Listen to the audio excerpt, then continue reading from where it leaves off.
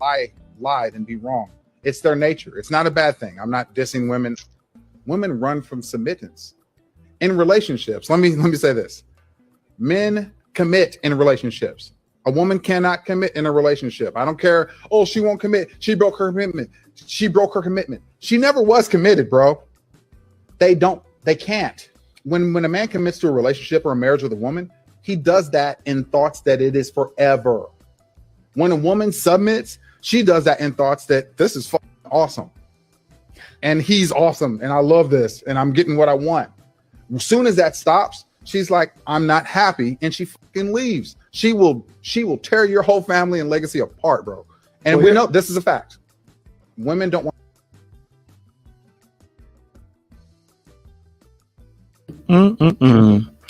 Hey guys, and welcome to Little Blackbird 91. We are giving you guys a live on open panel, having a conversation about women leading relationships, or whether men should lead relationships, or whether both of them should lead relationships, or whether women should submit and let these men lead the relationships all the way. It is an open dialogue panel where you can have your in the chat. We want to hear your perspective. Look, we want to hear what your thoughts are. So we want to be able to understand where you're coming from. So if you want to join the panel and you want to join the conversation and have your say, do you feel like women should lead relationships? Should it be men that lead relationships? Who should lead the relationship is what we're asking right now. Who should lead the relationship? Or maybe you have a more egalitarian type of view where you think both parties can lead the relationship. If that's the case, we want to hear your thoughts. Who should lead the relationship? That's the question we're asking right now on tonight's live tonight. Okay, all right. Who should lead the relationship? Okay. Or marriage, I should even say. Okay, all right, cool. All right, that's a conversation we're having today. All right, so I know there's a few of you guys in here today. I want to have a conversation, you guys. So listen, we just watched that video there. Let me just break down that video. I don't believe that video one bit. I'm gonna lie to you. That video was trash. That video was BS. And I just find like these videos are disingenuous oftentimes when we listen to those type of videos about who can commit more to situations. We know plenty of men who stay in bad situations.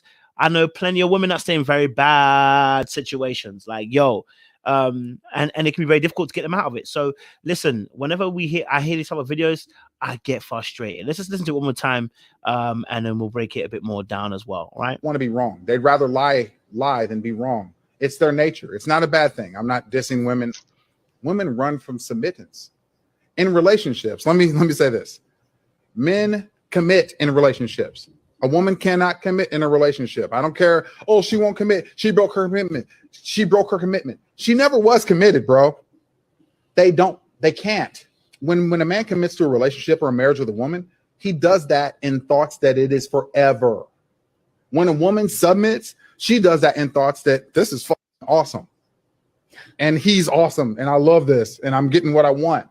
As soon as that stops, she's like, I'm not happy. And she fucking leaves. She will tear your whole family and legacy apart, bro. And we know this is a fact. And the fact that he ends it on "this is a fact" is what's problematic about this particular video. First and foremost, where is he getting this pandiagram of thought from? That's the question I want to ask him, because I'm confused as to how we get to a place where we say that women don't commit and don't know how to commit. Like, and I find these kind of generalized statements as being divisive to the Black community. Like they should be thrown out. These type of rhetoric should be thrown out, because both men and women are trying to commit to relationships. Now, sure, there's some people in this lifetime who don't want nothing to do with commitment. Yeah, we don't have to talk about them. But the reality is people are wanting to commit, both men and women. So to say that women don't commit, they only want to be in it until they're unhappy and no longer want to be in it, just for me is a little bit of cap. Just a little bit of cap. And it doesn't really make sense to me how we get to that position and how we get to that thought. And then to end the conversation, to make sure no one challenges it, it's an absolute fact, bro. Is it a fact? Is it a fact? Is it a fact? Because I don't know about this fact. I've never seen this fact come to fruition, nor to light. I've never seen this fact that women don't commit in relationships. I've never seen this fact that men saying that, this woman wasn't committed, that women aren't committed at all. I'm not in that sphere of thought process. I'm not in that sphere of thought process at all. I don't believe in that. CXM says I kind of agree with a certain point. Tell us what you agree with then. Tell us what you agree with, CXM. We would love to hear your viewpoint, CXM. Use the link in the chat, man, and get aboard. We'd love to hear your thoughts. Tell us what you think. You know what I mean? Tell us your thought process on this. What do you kind of agree with? Let us know your thoughts. Click on the link and come and have your say. And we'd love to hear from yourself as well. Like I said, we'd like to hear different points of view on this channel. You know, so we can get it. You know, so you know, do men think that things last forever? Maybe they do, yeah. And maybe that's a problematic thought process when you believe that love should come for you, that should be unconditional. Everybody's love is conditional. It's based upon a precept of respect, love, care, appreciation. If we're not doing those basic things for our partners, then yes, the love we're going to get is going to be conditional. The person's going to stop loving you. That's both men and women. That's both men and women. You know what I mean? That is both men and women. So for me, I don't rock with that. You know, let's play it one more time just to get a bit more. Women don't want to be wrong. They'd rather lie than be wrong. It's their nature. It's not a bad thing. I'm not dissing women. Women run from submittance in relationships. Let me say this. Men commit in relationships. A woman cannot commit in a relationship. I don't care. Oh, she won't commit. She broke her commitment. She broke her commitment. She never was committed, bro. They can't. When a man commits to a relationship or a marriage with a woman, he does that in thoughts that it is forever. When a woman submits, she does that in thoughts that this is fucking awesome. And he's awesome. And I love this. And I'm getting what I want. As soon as that stops, she's like, I'm not happy. And she fucking leaves. She will tear your whole family and legacy apart, bro.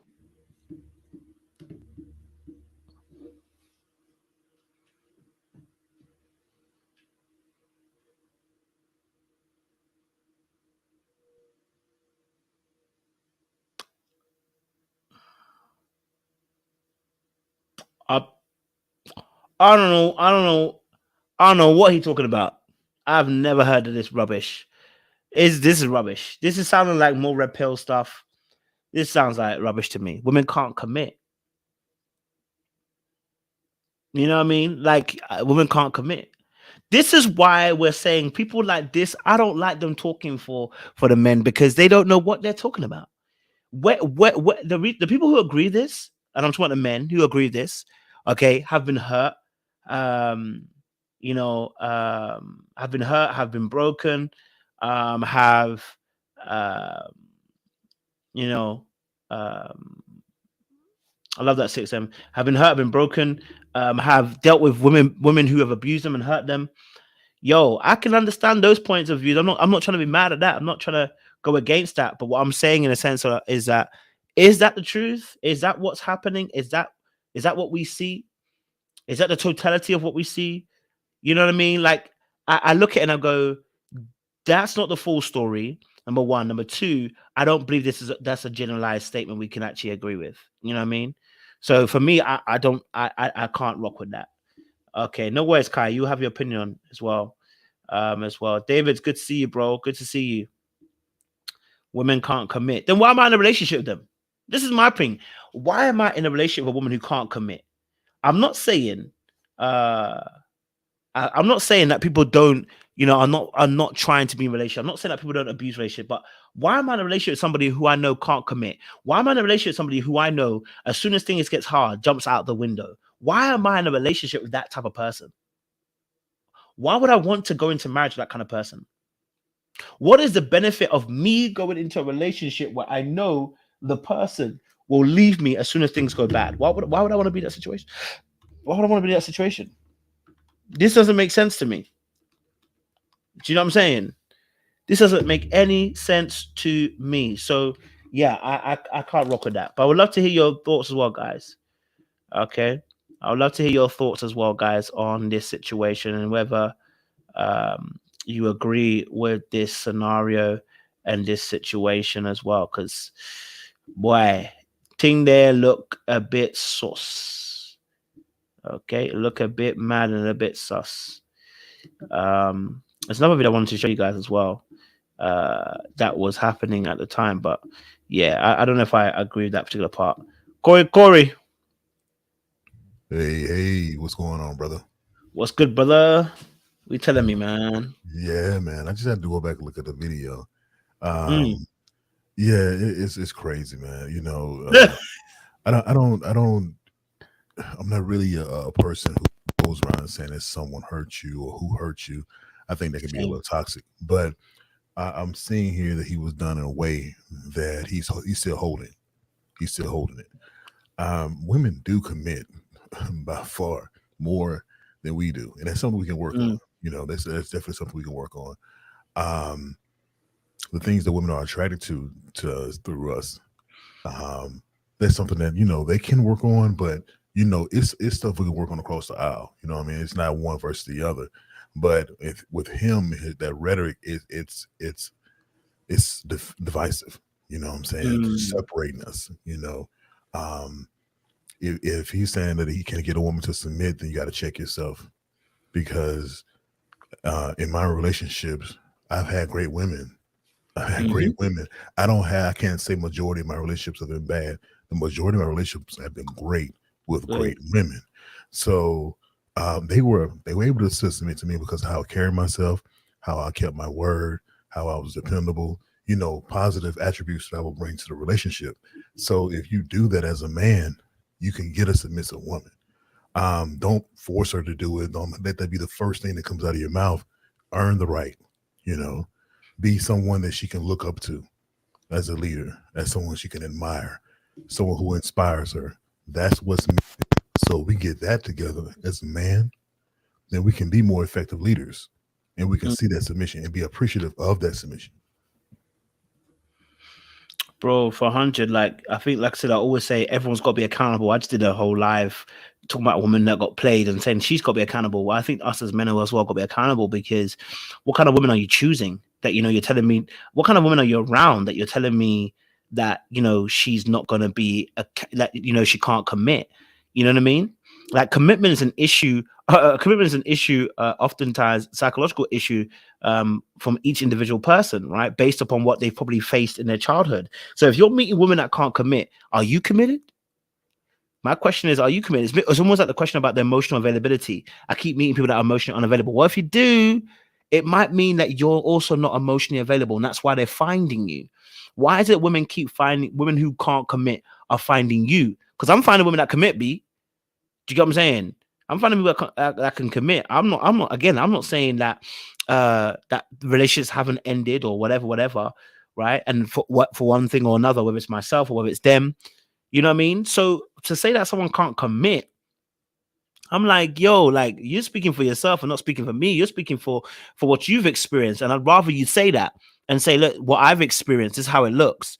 But you trying to talk about something that generally, you know, I didn't want to say that. Does it sound hurt as well? I didn't want to say that. But in this instance, it does give me a little bit of that energy just by the rhetoric, because I can't see how we get to this conclusion that women don't commit. I just don't see how we get to that place. Do you know what I mean? And one of the first talking points that most men have is about submission. Like, is that the goal? Is that really the goal, or is the success of having a good relationship really the goal? Is the goal to get to marriage? Is the goal to build a family and build the success of that family? Or you just focus on what a woman can do for me as far as submission goes? You know, will she humble herself? Yeah, that's a part of it, but that's not the big picture. You know, so it's that, and then the commitment. You have to give a woman something to be committed to. You know, and a woman has to give a man something to be committed to as well. But it's not just a one-way street. And I think a lot of men, when they talk about commitment and submissiveness, it seems to be pretty much a one-way street. Like, all I have to do is throw money at this, and then you need to do all of X, Y, Z for me. So no, it takes more than that. 100%, bro. 100%. Amber, good to see you back on the panels. Talk to us. What's your thought process on this? Hey, everyone. So I'm going to Charlotte tomorrow, so I won't be on for the whole panel. That's why I was debating if I was going to come on, but I heard the person video was really that. So I said, all right. So If I remember correctly from what Dahlia told me in the chat, the man said women cannot commit, but men can. Okay, yeah. My thing is this. I do agree with Black on one thing. We have to make sure it's a two-way street. You cannot have a fairy tale idea of going into relationships. I did that at one point and it bit me in the behind. So you have to understand there'll be good and bad, plus and minuses, pros and cons.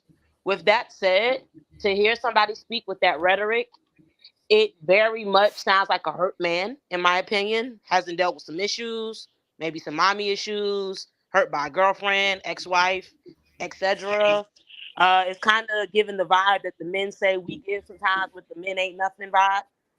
It's giving that, but in reverse. I'd recommend some counseling. I think he has some issues of his own. That's really not the case. And of course, I know somebody will plot a statistic like, women file for divorce more. Well, yeah, because, I've heard a lot of women say that sometimes men will stick around even though they know they're not happy, and even though they don't know they're not really committed. So just because you in the marriage don't mean we really married. I've heard of plenty of couples that was roommates in the house together. There's nothing cute about that. 100%. Go for it, Black. You want to say something? No. I was just hearing what she had to say.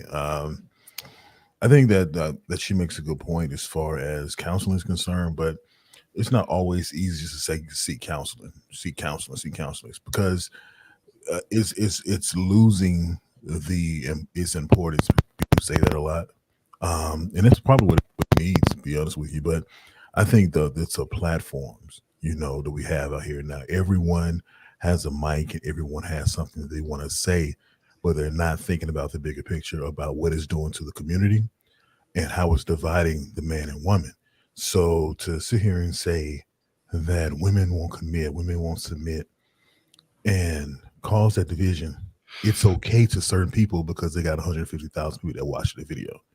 But then I think about the bigger picture of saying, okay, how many of those 150s will actually believe the stuff that comes out of your mouth, the negativity that comes out of your mouth? So it's about practicing one thing and living another. So a lot of that is going on. Coach and I talk about that too. So yeah, 100%. I definitely do feel you on that, Black. And let me say this. When I say get counseling, I do not take that lightly, okay? My first true counseling sessions were back in college during my sophomore year. And they were free counseling sessions. And I saw the power of counseling. This comes from a pew baby that was told to pray, have faith, leave it on the altar, okay? With that being stated, I do think, especially with the pandemic, once again, I hate to sound crass, there are a lot of free programs or discounted programs out here, especially due to COVID, where you can get counseling. If you're somebody in a church, you can get counseling with a deacon. You can talk to your best friend. Counseling is not always about going to a professional, which is best a lot of times. It can sometimes simply be talking to someone about your issues. People don't talk about stuff. Instead, they put stuff online. They try to go viral. And then you have people that have all this money or influence from virality, but yet still they're broken. That mess does not go well together.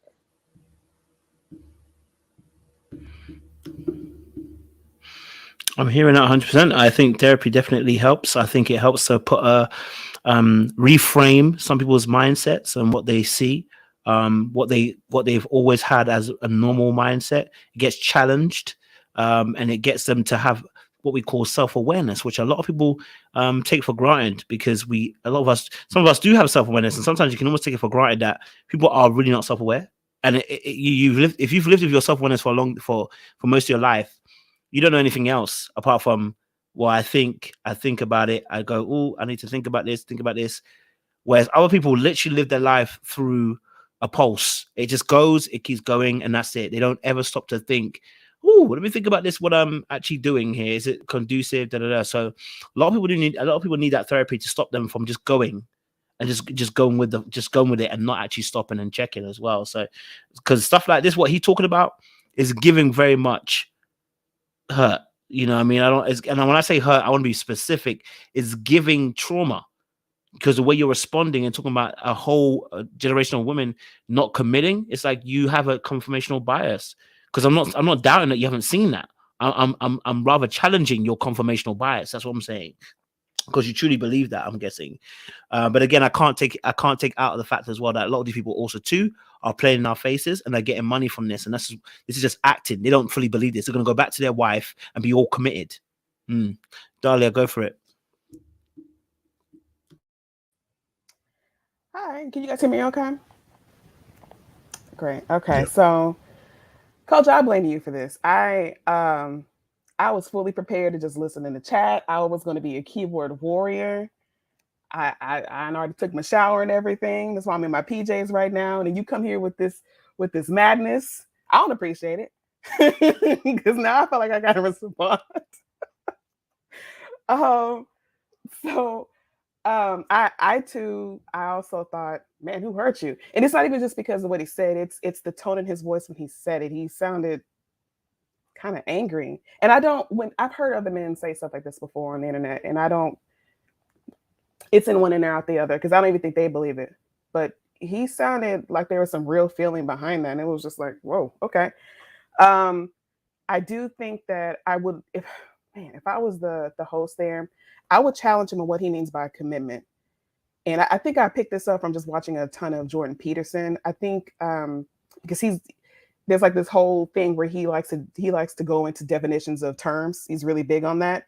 But I think it's important because I think for him, because I've heard other men say this, when they say that they're big on commitment, what they really mean is, I'm not going to lead the relationship, but that doesn't necessarily mean that you will be exclusive or monogamous, or that you will actually invest into the relationship. It really just means that you will just coexist with a person. And I wonder if he's ever been in a relationship where he actually had to negotiate with a person and actually say, this is how I envision the relationship going. This is what I expect of you. This is what you can expect from me. And have that kind of conversation so they can be really clear on what it is that they want. If you don't want to be monogamous or exclusive, that's fine, as long as both parties are on the same page. But you can't then, actually, no, I guess you could get upset if in the process of the relationship, the woman is unhappy and she decides to leave you, but it's because you guys never agreed to the same type of relationship and now she's unhappy. Well, of course she would want to leave, but that's also kind of her fault too, because if she never had the conversation with you, she has these unmet expectations that she never actually voiced aloud, and she's assuming that you're on the same page with her, and assumptions will get you killed. So that's where I would want to go in that particular conversation. Just like dig deep into those definitions. That's a fair point, actually, as well. That's just a very, very fair point in terms of actually looking at what he meant by commitment. Did he have a different definition to what we believe? Because when I'm thinking about commitment, I'm thinking about a loving marriage that does a loving relationship. Sorry, that includes certain unspoken rules. Which we're talking about monogamous relationship. I'm coming from that space. Do you know what I mean? And maybe that's a question actually that all of us should be asking, men and women, now when we go into relationships. Like, how do you see relationships? Are you what I mean? What are you looking for when it comes to relationships, so that nobody's surprised? Because this is some nonsense, bro. Like, in my head, I'm thinking to myself, this is nonsense. It is. Yeah. It's just really, when I heard it, I was like, the more I hear it, the more worse it gets. It's like, I can't even save this. I can't save it. There's nothing to save, because if you're telling me that women can't commit, I don't see the reason why we're in this relationship with them then. Why are we in it? Because the whole point of a relationship is about the commitment, it's about the dedication, dedicated to the cause. But what you're telling me is women can't be dedicated. They're only dedicated to their happiness. And my question amongst that is, well, like you said, how do you see dedication? But it's also a thing as well is, well, if we're talking about men being dedicated, loving, caring, doing that, and that being the reason why people are leaving relationships, then yeah, I would agree with you. But if that's not the case, and that's not what you're talking about, and like you said, if there's extra activities, all right, involved in these relationships, then yeah, what do you think is going to happen? You know what I mean? Like, what do you think is going to happen? They can't be dedicated to those particular spheres of thought. So yeah, I definitely think that. Fun enough that's been said, let me lead on to the next video, because that leads on to this particular video, which I think is a great segue. Great segue. So I'll put this video as well whilst we're there. and you guys can see it on the line for this woman at any given moment. He can be willing to give a kidney to this woman. Anything he can do to make sure that woman and the family and everything is taken care of. This man is dedicated to that at the deepest parts of his soul. But if he gets a little bit of pussy on the side, all of a sudden he's not loyal. All of a sudden he's not a good guy. Just for that, a man, he can sacrifice his whole entire life. He can go pick up a job, to go buy a house, a car, and food and clothes for his wife and family. He can literally be willing to put his life on the line for this woman at any given moment. He can be willing to give a kidney to this woman. Anything he can do to make sure that woman and the family and everything is taken care of. This man is dedicated to that at the deepest parts of his soul. But if he gets a little bit of pussy on the side, all of a sudden he's not loyal. All of a sudden he's not a good guy. Just for that, a man, he can sacrifice his whole entire life. He can go.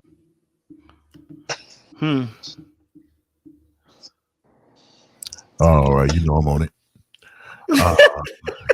it. So, as a man, you're willing to put everything on the line. You can give a kidney, you can buy the house, the car, but you can't be committed to just having her.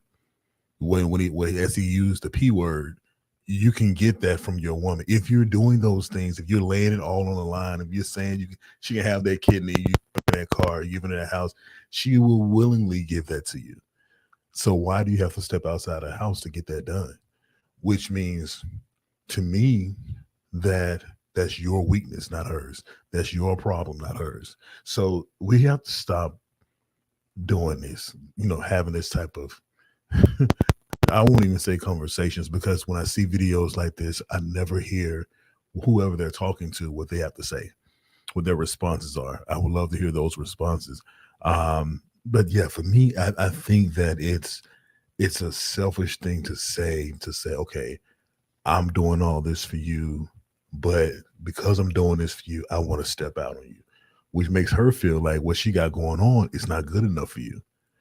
What you got into a committed relationship with her for, well, not with it for, but to be with her in a relationship, to say, okay, let's be committed to each other.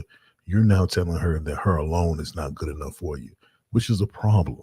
It's a problem that you have, sir. She's not saying it to you. If she said that to you, hey, I just want to step out on it with another dude, it'll be a problem. So I'm not saying this to pander. I'm saying this because this is how I talk. You guys know. You guys have been around me long enough to know what's right is right, what's fair is fair, what's good is good. And this right here, it's just bad language. So that's all I had to say. Go ahead, Dahlia. You're up.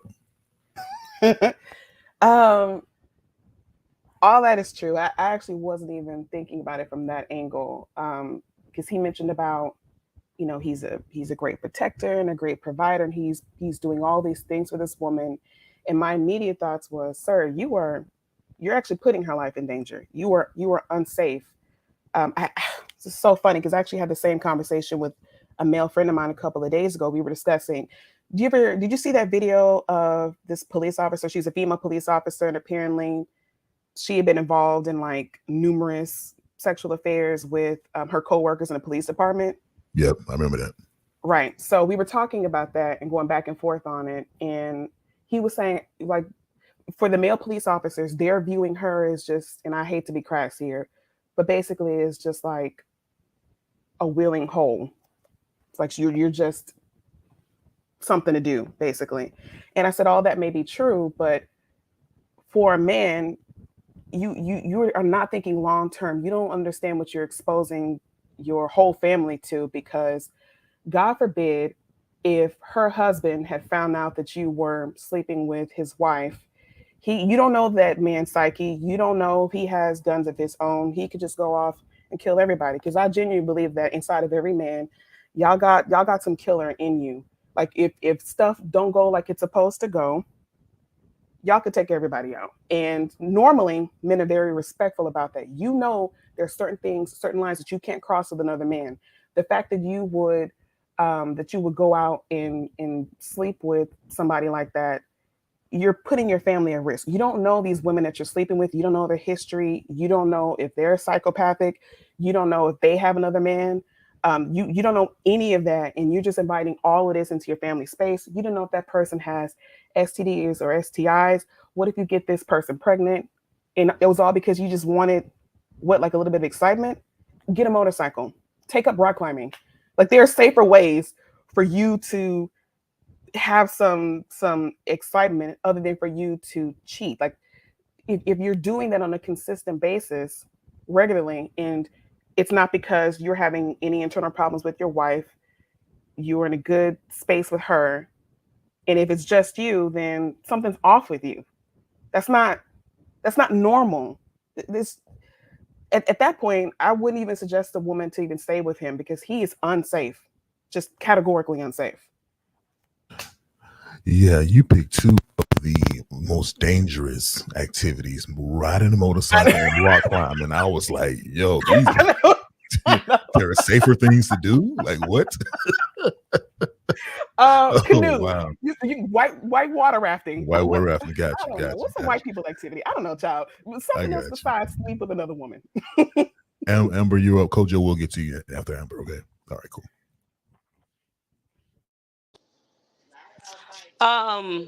My thing is this. I think people's definition of good man and good woman is where the issue comes up. I feel like we've made it too normal for a man to be good in everything else, but not be good when it comes to faithfulness and or even boundaries. Because I know some men, they won't actually cheat, but they'll do just enough to get that need they need to have that attention of other women where they know it makes you uncomfortable, and they know that if you did it, they wouldn't like it. We have heard too much pop culture. We have listened to too much Maybe I Deserve from Tank, and we think this mess is normal. But it is not. It is not normal. And once again, if you have no discipline, how can you deem yourself a good man? Not being able to be faithful is a lack of discipline.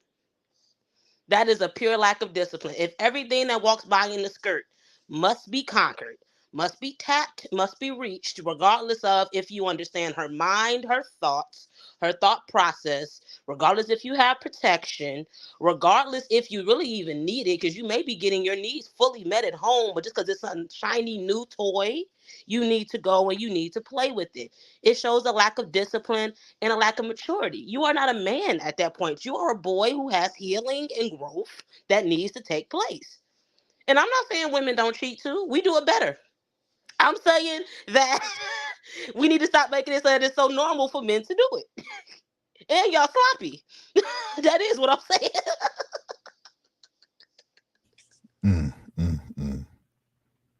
Yeah, Don't give me that black. You know I'm right. Yeah. You know y'all sloppy. Nah. You was That's why y'all good. get caught. You was good till you was good until you said that women do it better.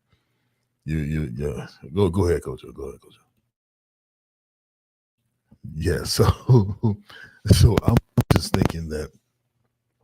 Yeah, I was saying earlier. I was just thinking that when these type of messages get out there, man, it's just crazy to me that I don't hear the responses.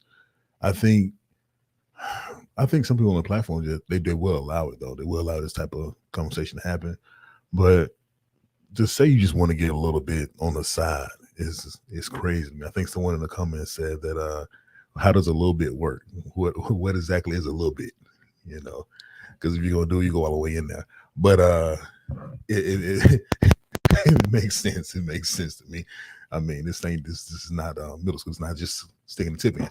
But I digress. Let's see. It was a comment. It was another comment in here, but it was good too. It was good. Yeah. So do you want me to get the comment? What was it? What was it saying? I'm literally here searching for it now. This one? It's going, yeah, like perfect because your kids were. Yes. So the thing is that you don't want to step on certain things with other men. Like I'll give you an example. For me, my temper would flare up for my daughter, my mom, and my woman. Those three, don't mess with them. Don't even think about it. So because I know how I am about me, when I'm dating, my girlfriend has a I cannot, if I have a girlfriend, she has a kid, she has a daughter, or especially daughter, I can't do certain things. Like I can't, especially if that father is in the role he's playing, right? I can't teach her how to drive a car. I can't teach her how to do certain things. I don't want to step on his toes like that, right? So no matter how involved I am in that relationship, it's certain things I wouldn't do because I don't know what triggers him. I want to be respectful of certain things that men do. And that's a great point that was mentioned too, that men will do things that will get us in serious trouble because of an instant, that split second, we snap, and then it's too late. We too far gone. So it happens to the best of us.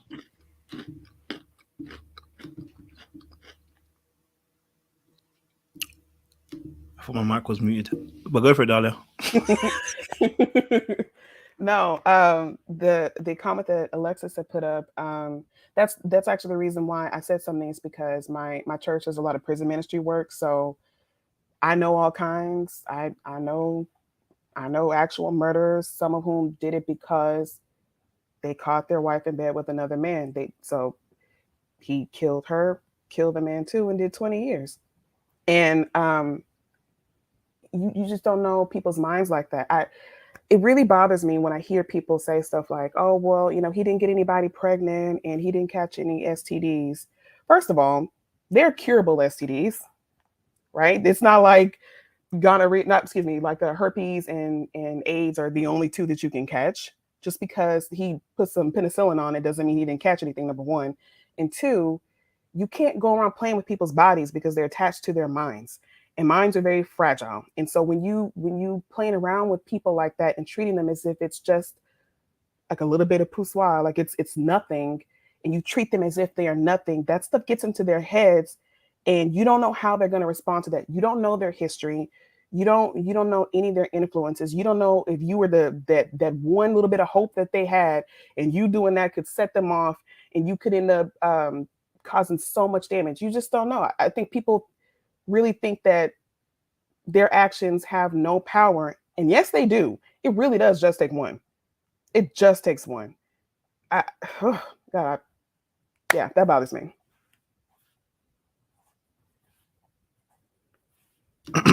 I hear you guys straight. I mean, personally, I don't understand how that guy is defining what that is a good guy, that he would get a little bit of poussoir on the side, because you are not telling this woman that this is, you never told this woman this was the arrangement from the jump, as well. And you know, to say he's, and I guess, and what is so, in some aspects, when you look at it from an angle, it's actually manipulative, because what we're really saying is, I do X, Y, and Z for you, so allow me to do whatever I want to do. Right. And it's like that can look very manipulative. He's probably not trying to say it like that, but that's what he's saying. It's like, I do X, Y, and Z. I'm willing to even die for you. Just let me do what I want to do. You know, and in this particular instance, there is no let me just do what I want to do. You entered into committed relationship with another individual, and part of that love is about fidelity. So you're actually not a good person, because actually that love that you're supposed to be professing and supposed to be acting in, you're breaking it. That covenant that you took, you're breaking it. So whilst you may be saying, oh, I'm only doing a little bit of this, the reality is you're doing a lot of that, and that's too much. You know what I mean? So so for me personally, if you're saying it's a little bit of poussoir, let me get a little bit of this on the side. Have you thought about how this would impact your partner? Have you thought about how this psychologically affects her? Have you thought about how this is going to change the dynamics of your relationship? Like, this is both men and women, by the way. We saw the same situation with what's his name from Belle Biv DeVoe? What's his name? And his wife, and he allowed her to enter into a open relationship, and he regrets it. And he should regret it, because he now can no longer ever trust her with women. He can't fully trust her with women. That's how bad it is, because he allowed her to explore in that instance. And now you can't even trust her with other women. Now when you see her smiling with other women, you're not sure whether she wants to date women or she wants to have sex with them. If she's complimenting them, does she want them? Like, it does something to your mind to be in that space. So just that little is a lot. And to say that man's a good man when he's doing that, yeah, for me, that's not a definition of what we call a good man. I mean, if you both agreed, and that's what you agreed upon, that's what you both said you definitely agree upon, that's your business. But he didn't say anything about that. That's the issue, though, because he didn't say that. And something tells me you knew that if you were upfront with her, and if you actually treated her like an adult and gave her the option, she would leave you. But you don't want her to leave you, because you know that she's a good woman. So you want to keep her on your roster, but still do your dirt on the side and then try to get into her mind and make her feel bad because you're doing all this other great stuff for her. And who knows if it's even that great? You think it's great, but who knows? And that's so whack. Men can't, and that's the funny thing is, men can't handle, in my opinion, getting a taste of their own medicine. A man can cheat up and down the roster. Let a woman cheat better yet, let a woman kiss somebody. He is in the house tearing stuff up. He's saying, I thought you loved me. I thought I was your only one. He walking out the door crying. I know he's gonna cry in the car. He is doing the whole nine. But he can bust down everything in the tri-state area. And you know I still love you, right? It's crazy. It's like that. Most of these men are Lance in disguise. Our Best Man is one of my favorite movies. Most of these men are Lance in disguise when they do this stuff because they cannot handle it. Let the woman get a clap back and they mad, they ready to kill somebody, and they talking about you ain't real.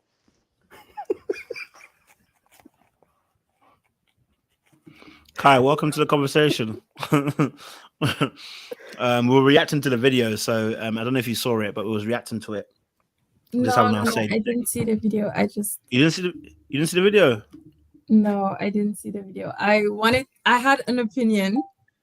Okay. I didn't see the video. Did you see any of the videos? Yes, I saw the first one. Okay, yeah, then okay, you can talk about the first one and I'll bring you up the second one. That's fine. I'll bring up the second one to you now. Let me get that video for you.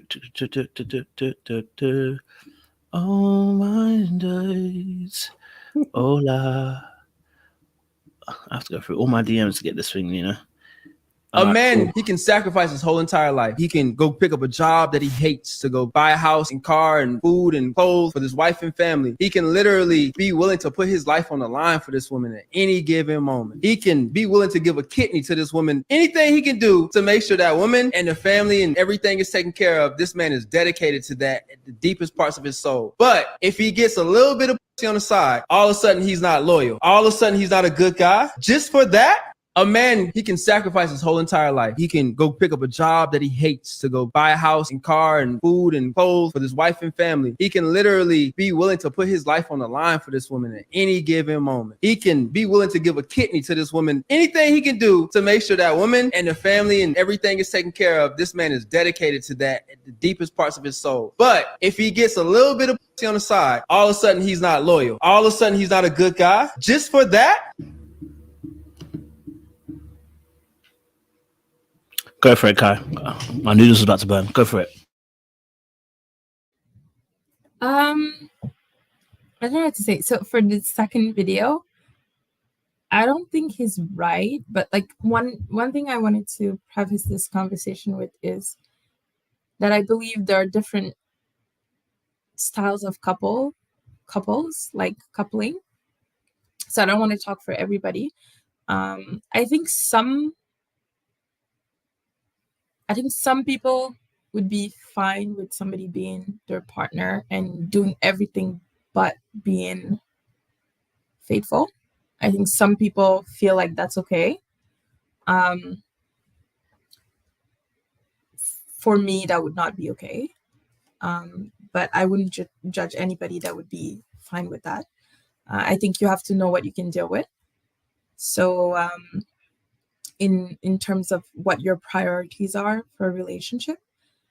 Now, for myself, I think being honest and faithful and committed is important. Yeah, so that's all I would say for the second video. The first video doesn't really make sense to me because it was saying that women can't commit or commit on a different level, like they only commit. The way I understood it was that women commit based on what you do and they don't commit forever. I think men also commit based on what you do. I think men take faithfulness seriously. I think they take loyalty very seriously. I think they're less even forgiving than women. So the idea that women don't commit in the same way or on the same level as men is, to me, not true, because everybody has conditional commitment. you know, there are things that if you do, they will withdraw their commitment. I don't know what you guys think about that. You know what? And looking at these videos, man, and they're really thinking about it. It seems like these videos are about recruitment. You know, these are recruitment videos. I want women to start thinking like this. I want more men to start thinking like this. So the traditional way is going to go out the picture. That's what the hope is, right? So if I say that women don't do this, if I say men should do this, be more straightforward and mean towards your women. Make sure they submit. Make sure they're kissing your feet. And ladies, make sure you're doing this for the men. That's the recruitment video. So not everyone is ready for a traditional relationship. Not everyone is made to do so, unfortunately, or fortunately, depending on who you ask. So there are men out here who just can't be committed. They just can't do it. It's not in their DNA to do so. There are women, same way, don't really want to be committed. They like the fun, they like the companionship, but don't want that title of relationship. Is anything wrong with that? No. And also depending on who you ask. So the ones who want to be in a committed relationship should find their group. The ones who want to play around, they have their own group as well. But the problem is that we're mixing and matching. Because she's pretty, I'm going to try to make sure she changes into this. Or because he's handsome, because he got a chest or body, I'm going to make sure, you know, I'm going to get him. I don't want to be committed to him, but I just like what I see. So when it comes to that, we're really poisoning the whole relationship aspect when it comes to man and woman. So we just take the time to figure out where our group is and go towards that group, only entertain that group, and be respectful of other ones. You know, that's not my take, that's not my cup of tea, but I'm going to be over here. If we do that, we'll be in a much better place.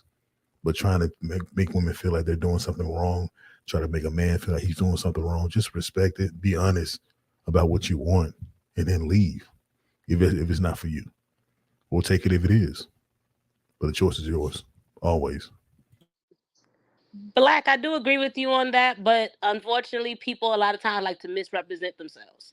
If you know that you really cannot commit, but you either lie to yourself that you quote unquote are ready to, or you present it to me that you're ready to, or even vice versa, eventually the truth will always come to light in that matter.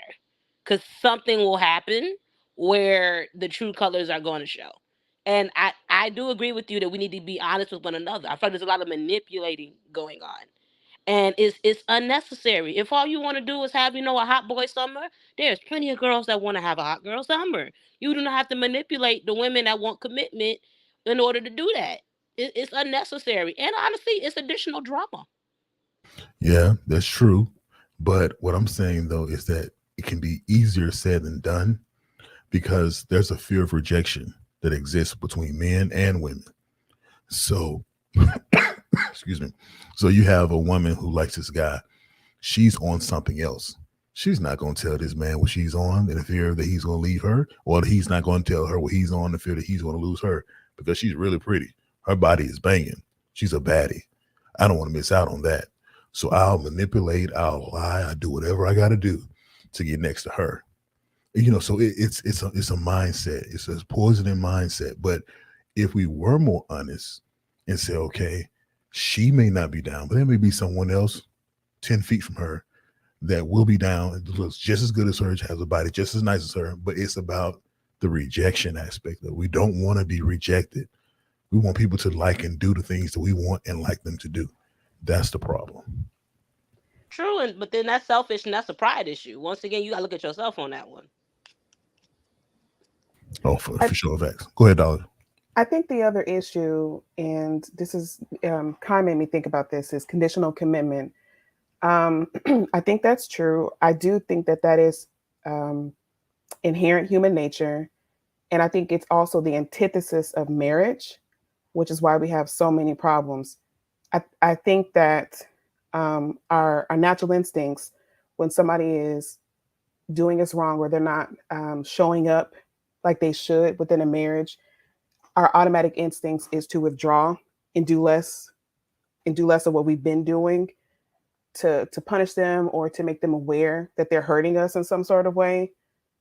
But that's also not helpful in a marriage, because there's going to be times when your partner is not going to be able to give you 100% of what he or she did before, for whatever reason. And it doesn't necessarily have to be always like a malicious reason, like what we've been talking about in the videos. So then it's like, okay, well, I think the issue is that we may have to work on those instincts and work on making, what's the word I want to say? Making goodness a part of our nature, so that way it's not contingent upon what somebody else is doing. Because let's say, just like a baseline example, let's say your partner is like horribly depressed, and they're not, they're in bed all day. Maybe they haven't been completing household chores like they normally do.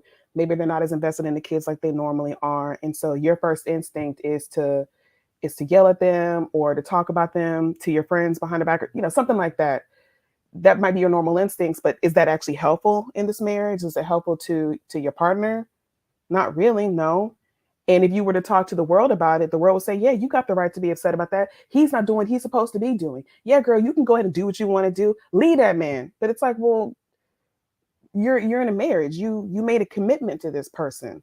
And it's bigger than your natural instincts about this. You are now committed to another person, and you are expected to step up and to step into the gap when your partner is down. I'm not sitting up here saying that you have to accept any and everything this person is doing, especially if they're abusive towards you. But I do think that there's something to that idea of conditional commitment and how that actually works within a marriage. I don't think those two things are conducive to a good relationship. I don't. So, sorry. No, I was giving it to you, Guy. I was telling you, go ahead. Thanks. I somewhat agree with you, Dahlia, but I also disagree. So I don't think when you're talking about, let's say we use the word you used. I know you took it from me, but I never took it like that. So if we're talking about conditional love, I think it's important to have conditional love. I will expand on that. I don't think it should be, I don't know if this is the right word, but flimsy, in the sense that it shouldn't be about minor things like what you were discussing. Let's say somebody not being able to do what they're supposed to do for a period of time. Granted, they have reasons for it. But when we're talking about faithfulness or some other really big responsibilities that are tied to the commitment, I would say that it's part of holding your partner accountable to not accept that, because we're human beings, and if everything is allowed and everything is forgiven, there's no real reason to do what's hard, what's difficult, because everybody can have other interests. Within a marriage, there's difficult times, and a man or a woman can feel more comfortable with somebody else outside the marriage, but it shouldn't be okay to act upon that want. So there should be a threat, because I heard coaches say one time that there shouldn't be any fear in relationship. I disagree with that. Maybe he didn't mean it the way I understood it, so I'm not going to say he meant it that way, but I think there should be a fear to lose your partner. And that doesn't mean it should be a toxic fear, but it should be a fear where the man knows that if ever you cheat, I will leave as a woman. And the woman knows that if ever you cheat as a man, whatever I feel about you, I will leave also. It has nothing to do with our love or our quote unquote commitment. It has to do with the disrespect and the unwillingness to do what is difficult, right? So I would agree with you that in some ways it should feel unconditional if you're going to marry somebody, but I think there should be some clear, distinct conditions to love, because that keeps you, that keeps you I don't know what would be the right word, but within the bounds of what is normal and acceptable, you know, to not say it in other ways. So that was just to address your point, and I will let you answer. I do have an answer for the main question. So who should commit or who should lead the relationship? But it doesn't have to be addressed now. I just wanted to answer you, Dahlia.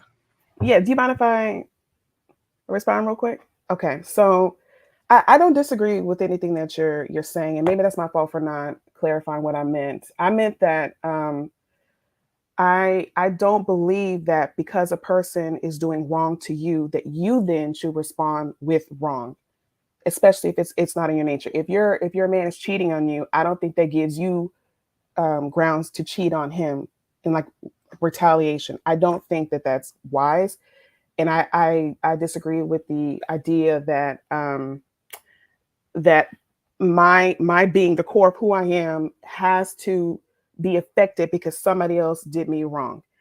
Now, as far as forgiveness is concerned, and I'm a Christian, so I believe in forgiveness. But forgiveness and reconciliation, those are two very different things. Just because I choose not to hold the offense that you had against me, just because I choose to let it go, that does not then mean that I have to hold space with you. That doesn't mean we have to keep a relationship going. I've made it very clear to my family, and any future partner that I have will know, I don't tolerate abuse of any kind. I don't tolerate physical abuse, sexual, spiritual, you name it. I don't do that. I'm not going to play with you on that. They're going to know that. That's a deal breaker for me. I can forgive you, but that does not mean me and you are together. It don't. So I just wanted to make that clear, just in case my future husband ever runs across this video and starts thinking he can go play wild. No, we don't do those kind of games here. I'm just not going to go and sit in retaliation against you either. I'll just leave.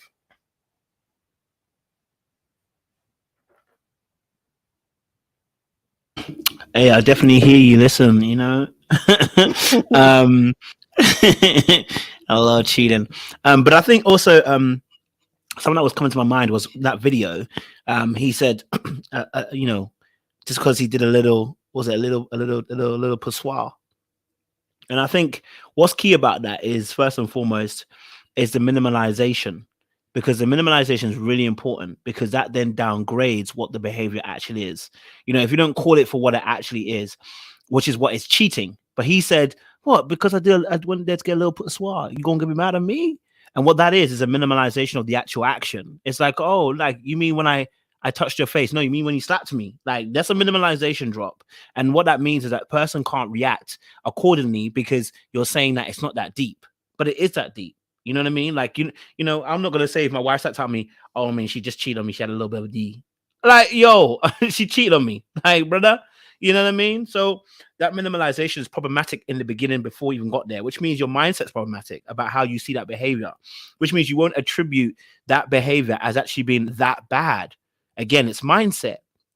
You know, so you know, he's a problem for that, you know. So for me, no, it's not a little cheating, it's not a little persoir, it's not a little sex, it's not a little, you know, what a little cheating. No, it is you doing this action. We have to call it for what it is, so we can actually put it at its proper impact of how it affects the individual party. You know what I mean?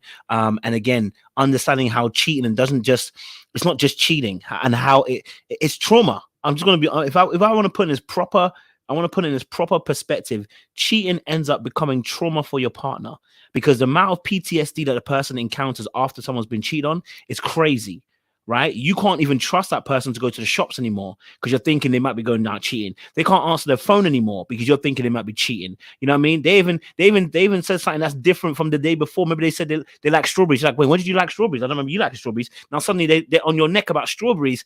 The amount of PTSD that it does, let's not downplay this. And I think when people discuss about a little persoir on the side, when they put it that way, it's downplaying the impact of what happens. You know what I mean? Ask any man who's been cheated on. They'll tell you it's not a little cheating. It's not, you know, it's cheating in general, and it's painful and it hurts. So yeah.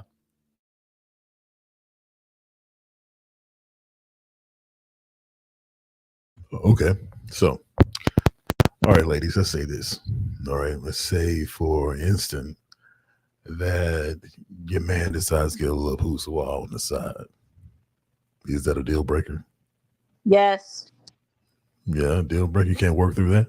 You can't. Oh. You can't forgive him. No. I can forgive, but that don't mean we staying together. I will forgive you, and I will exit stage left. No. Okay. Dahlia? I don't know if I would have give my answer over the internet in case somebody holds me to it. I don't know. I would love to say no, I wouldn't stay, but I honestly think it would depend on the situation and how I found out about it and who. I think there's a whole lot that goes into that. So I don't know. I don't know how I would respond. Okay, I appreciate that. Kai. I think it would depend if I have a kid. And that does not mean I would not leave, but would it mean the relationship is over? I don't want anybody that will marry me to see this, but children are, it's an extra thing to think about, you know? However, I would not take that lightly. That's what I would say, you know? You would really, I don't know if it's good that I even said that, but I just wanted to be honest, you know? Yeah, I appreciate it. We appreciate honesty over here. Always. Yeah, I'm with you and Dahlia. You know, it's not always an automatic zero for me. It's like a zero tolerance for me. It really depends on the situation. I do think that my boy might disagree with me on this one, but for me, it really depends on the situation. And if the situation is something we can talk about, we can talk through it. And you're telling me it's something you're not going to do anymore, if I say I trust you not to do it anymore, I'm not going to bring it up every 5 minutes, you know, because I'm making a decision to trust you, right? Again. But that's a decision that I'll have to make. So if I make that decision with you, then you're not going to feel the heat every time you walk through the door. If that's the case, then I'd just rather leave, you know, and if vice versa, I'd rather leave. So a lot of factors go into it, like how long we've been married. If we've been married 15 years, you stepped out once in 15 years, you know, you've been with the same person for 15 years. So it depends on what my mind is at that time. People change as the relationship grows. People's thoughts change as the relationship grows. So I just don't know where I'll be. So that's why I can't say definitively that it'll be a deal breaker for me. But yeah, that's just my 2 cents. What do you say, though? Well, I'll be honest with you, I agree with you, and I agree with all the panelists. I'm not going to say it's definitely a deal breaker. I want to say that, but the reality is, you know, I think if you've done 10 years, if you've done 7 years, whatever, you've put time and effort and everything into that, it's all about assessing it case by case situation. You know, I need to see what that person, you know, is about. Are they willing to go counseling? Because they know where we're coming back from this. It can take up from 6 to 24 months to recover from being cheated on. Do you know that? So listen, if you're not committed to some counseling, some therapy on your own, first and foremost, because I need to get an answer as to why your ass ended up in that place. Okay. So if you can't give me that, we need to get a counselor in, a therapist in. Okay. I need you to go through that process. And I'm gonna have to get myself some as well, because clearly I'm gonna have some PTSD. And when I get PTSD in this situation, I got the Liam Neeson spirit. Okay. I might just use my particular set of skills to do what you do. Okay. Just to get back at you, and I know it's destructive. So for me personally, I'm not going to say no, but I'm going to say that, you know, I've tried to do it in a previous relationship, and I did try to come back, but it just didn't work to come back. But again, different circumstances. You've got kids, you know, if you've got you've got a good amount of time that you guys were together, it's hard just to give that up. Now, I think it also depends on the kind of cheating, because what we didn't discuss is the type of cheating. Okay, did you physically cheat? Did you emotionally cheat? How long did you cheat for? Because the cheating for a long period of time gonna make me stressed. How many partners we talking about here? It could have been more than one. You know what I mean? At that point, my pride is telling me, who's it with? Was it with my sister? You know what I mean? Because if it was with family, not so cool. Was it with that guy I said that you should watch out for? Because that's gonna make me feel something. You know what I mean? So there's a whole host of little just little things that could make it big. You know what I mean? So I don't know. Does that make a difference, guys? Does it make a difference if there's a type of cheating? Is there someone might say from Love and Huntsville, there's a respectful way to cheat. Is there a respectful way to cheat? I'll say this. I want to say yes, but I have to say no. And I'm saying no from my personal experience. Like I said, my ex, we broke up due to him having lack of boundaries. Did he actually, well, as far as I know, because I was not there, did he actually cheat with the girl per se? No, but the boundaries kept getting blurred in a manner where it was very disrespectful. Like you falling asleep at people's houses and all this other type of foolishness. Yeah, that's the face I made, Kojo. That's that face right there. Where you at? Oh, I'm sleeping on her couch. She praying. Say what? Say what? Like, can I join in the prayer meeting? Where's my Bible? Where's my Bible? So my thing is, I feel like, unfortunately, when you let the little things slide, if not checked, it gets to bigger and bigger and bigger. And that's why I left. And that's why, even though I want to say, if it's a little, it's okay, I really do, in a way, have to say no, because it's the fact of when people don't learn a lesson, they do it again. And it gets worse and gets worse. And next thing you know, it is a little pussoir or a little, I don't know where we can use for the man. So you know what I mean. We on YouTube. Lash. There we go. Whatever he just said. So it's just, I have to say no, because people, they don't learn a lesson when grace without consequence normally makes repetition. It repeats itself. I agree with that. I think that if it's a kind of situation, I've had this in my family where the man, let me not use names to protect the innocent here. He cheated on his wife with the next door neighbor. She knew this woman, spoke to this woman all the time. Like that's it's not just cheating. It's like, that's just straight up disrespectful. Like you humiliated this woman. Like, why would you do that?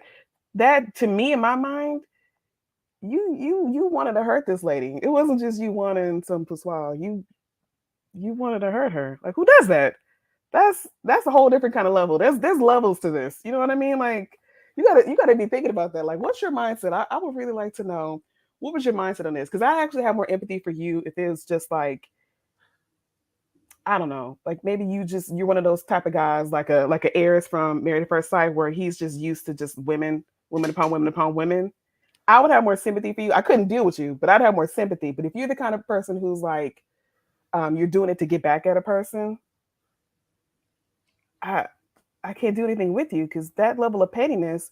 What happens if I upset you again? You gonna cheat on me again? Like, what? No, I can't do it. Just to clarify, are you saying that he got his lick back with the neighbor, or this is the first instance? This is the first that we know, but then he turned around and did it again after he begged her to come back. Oh, so he's the first person that made he's the first person that cheated. I'm saying he's not. Yeah, it's not no, like he and back. the neighbor, that was the first instance, and then he did it again after she took him back. But I was just bringing up like the mindset of a person who would do that with the neighbor. It's like that's just contemptuous. Like you really just wanted to hurt her, in my personal opinion. I'll be honest. I don't know if that is the case, and I only say that because it's easier to, like, you have to understand about the ease of access. It's proximity wise for us a lot of time. So, if that neighbor is the closest one to us that's willing to give it up, I would choose the neighbor too, because first and foremost, I don't have to go too far. You have to think about it. I'm going for a walk and I go next door. Like, I don't have to go far. You know what I mean? I don't have, it doesn't have to be too long. It's still in my routine. It's still on my route. You know what I mean? So lazy. I can park my car outside and it's never not in the right position. Do you know what I mean? Like, you have to really think about it. He might have thought about it thinking, this is probably the best way to go about it, because it's the least person you're going to suspect. It's the least person. But we're not thinking about how bad it's going to be. We're thinking about how easy it's going to be. Because I have to think about how I'm going to cover my tracks. And the next door neighbor, she, and I know it's bad, but I'm just saying, like, you have to think about it. The next door neighbor is the least person you're probably thinking is sleeping with your man. Yeah. She's next door. You know what I'm saying? And then if you piss her off, now she right next door. That's Telling very your woman. true. This is That's why very true. Amber said that we're better at this because we would never do that. Just That's so saying, you know. stupid. It is, but you have to Oh, think about the convenience and the ease of it. That's what I'm saying. Okay.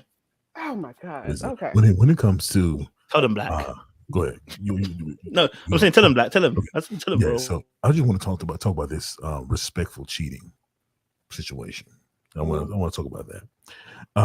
I do believe that there is a such thing as respectful cheating, and it's the cheating where you don't get caught. That means you care so much about your home situation that you're making sure you do not get caught, because if you get caught, you run the risk of losing that good thing you got going on at home. So if you never get caught, but you want to come clean, babe, you know, for the past 3 years, I've been out here moving mad. I've been cheating on you. I'm a changed man now. I want to be better. If he wants to do that, he can do that. I wouldn't advise it, but he can do that if he wants to do that. Come clean, you know. And if he does come clean, that's someone who respectfully cheated on you because you never found out. And go. See, he's got it. If we want to be disrespectful, the one that when we're trying to be disrespectful, let me tell you who we're trying to do it with. If I'm trying to really get my lick back, I'm trying to hit one of your friends up. That's I needed to hit home hard. Do you understand? So it needs to be like your at least be one of your good friends, or maybe like a cousin that you're really cool with. You know what I'm saying? I need if I'm trying to get a lick back, that's completely different now. Do you know what I mean? Then I'm really aiming for people that are pillars in your life, that when they drop, you feel it. You know what I mean? Like that's when you're trying to get your lick back. But I think that gentleman cheating the guy next door, I don't think he was well, unless that woman is a pillar of her life, then yeah. But if not, then it's just more of a case of it was a convenience and it was the easiest one to get. That woman showed him the interest. Remember, the difference between men and women here is this: we don't have the luxury of having 5 people waiting to offer up the poussoir.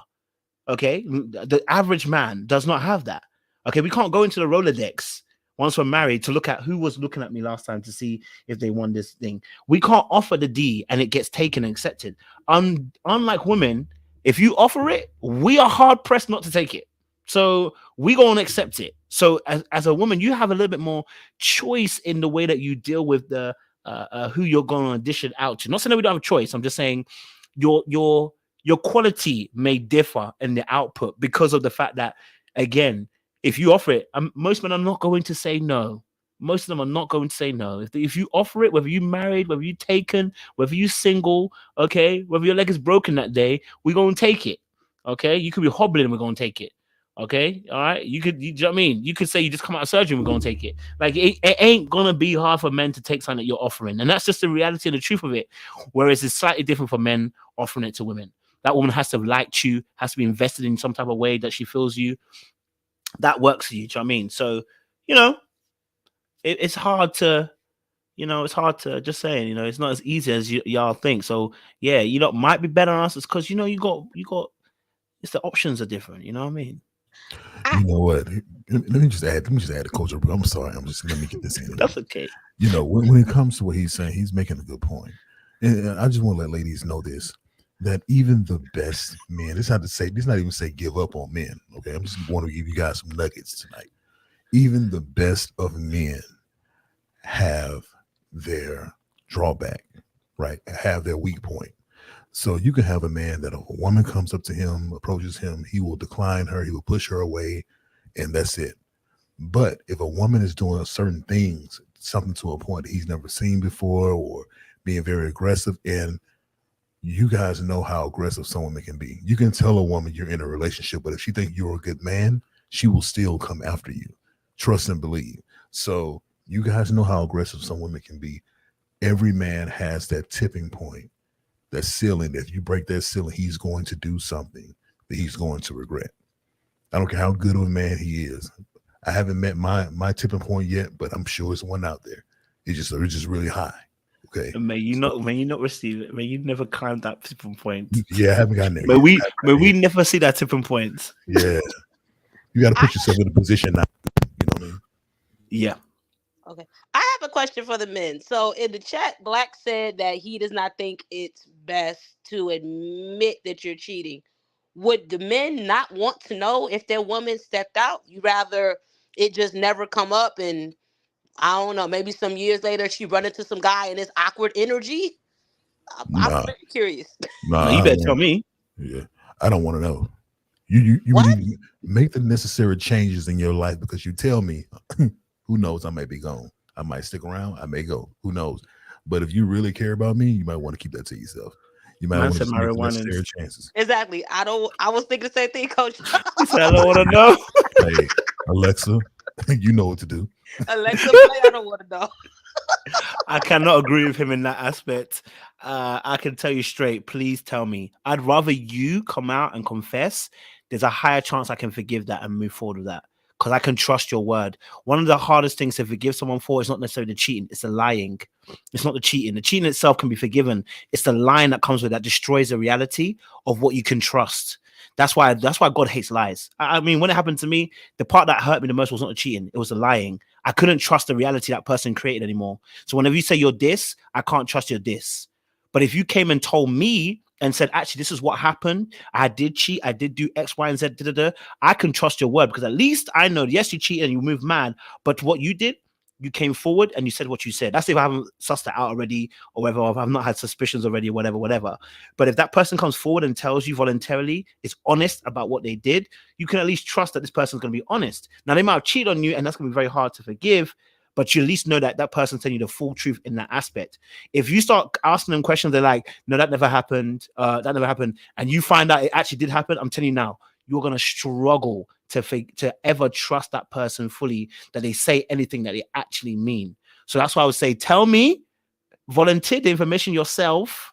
You know what I'm saying? Get your licks in 2 or 3 and get it good, because I don't want to don't come back here and know that it was trash D that you were getting, because that's a waste of a sin. You must have come and got this good stuff over there. You know what I'm saying? So I'm joking and being facetious, but you know, be truthful. I think for me personally, you know what I mean? I don't know about the ladies. Do you think it's different if that way? I'm of two minds on this, because I understand what you're saying, and I do think that if the goal is to strengthen the relationship and keep it going, then it would make sense that you would be the one to come forward and not have it be somebody else, because that would be very crushing if you have to hear about it from somebody else that your partner was cheating. That's a betrayal on top of betrayal. But I also feel like the person who does that, when you know for a fact that the other partner doesn't know, it's almost like you want to relieve your own conscience. And it's like you're putting the weight of what you did on the other person. She was happy living her life, and now you're gonna come to her with this mess, and now she just got to deal with it. It's just that also smacks of unfairness.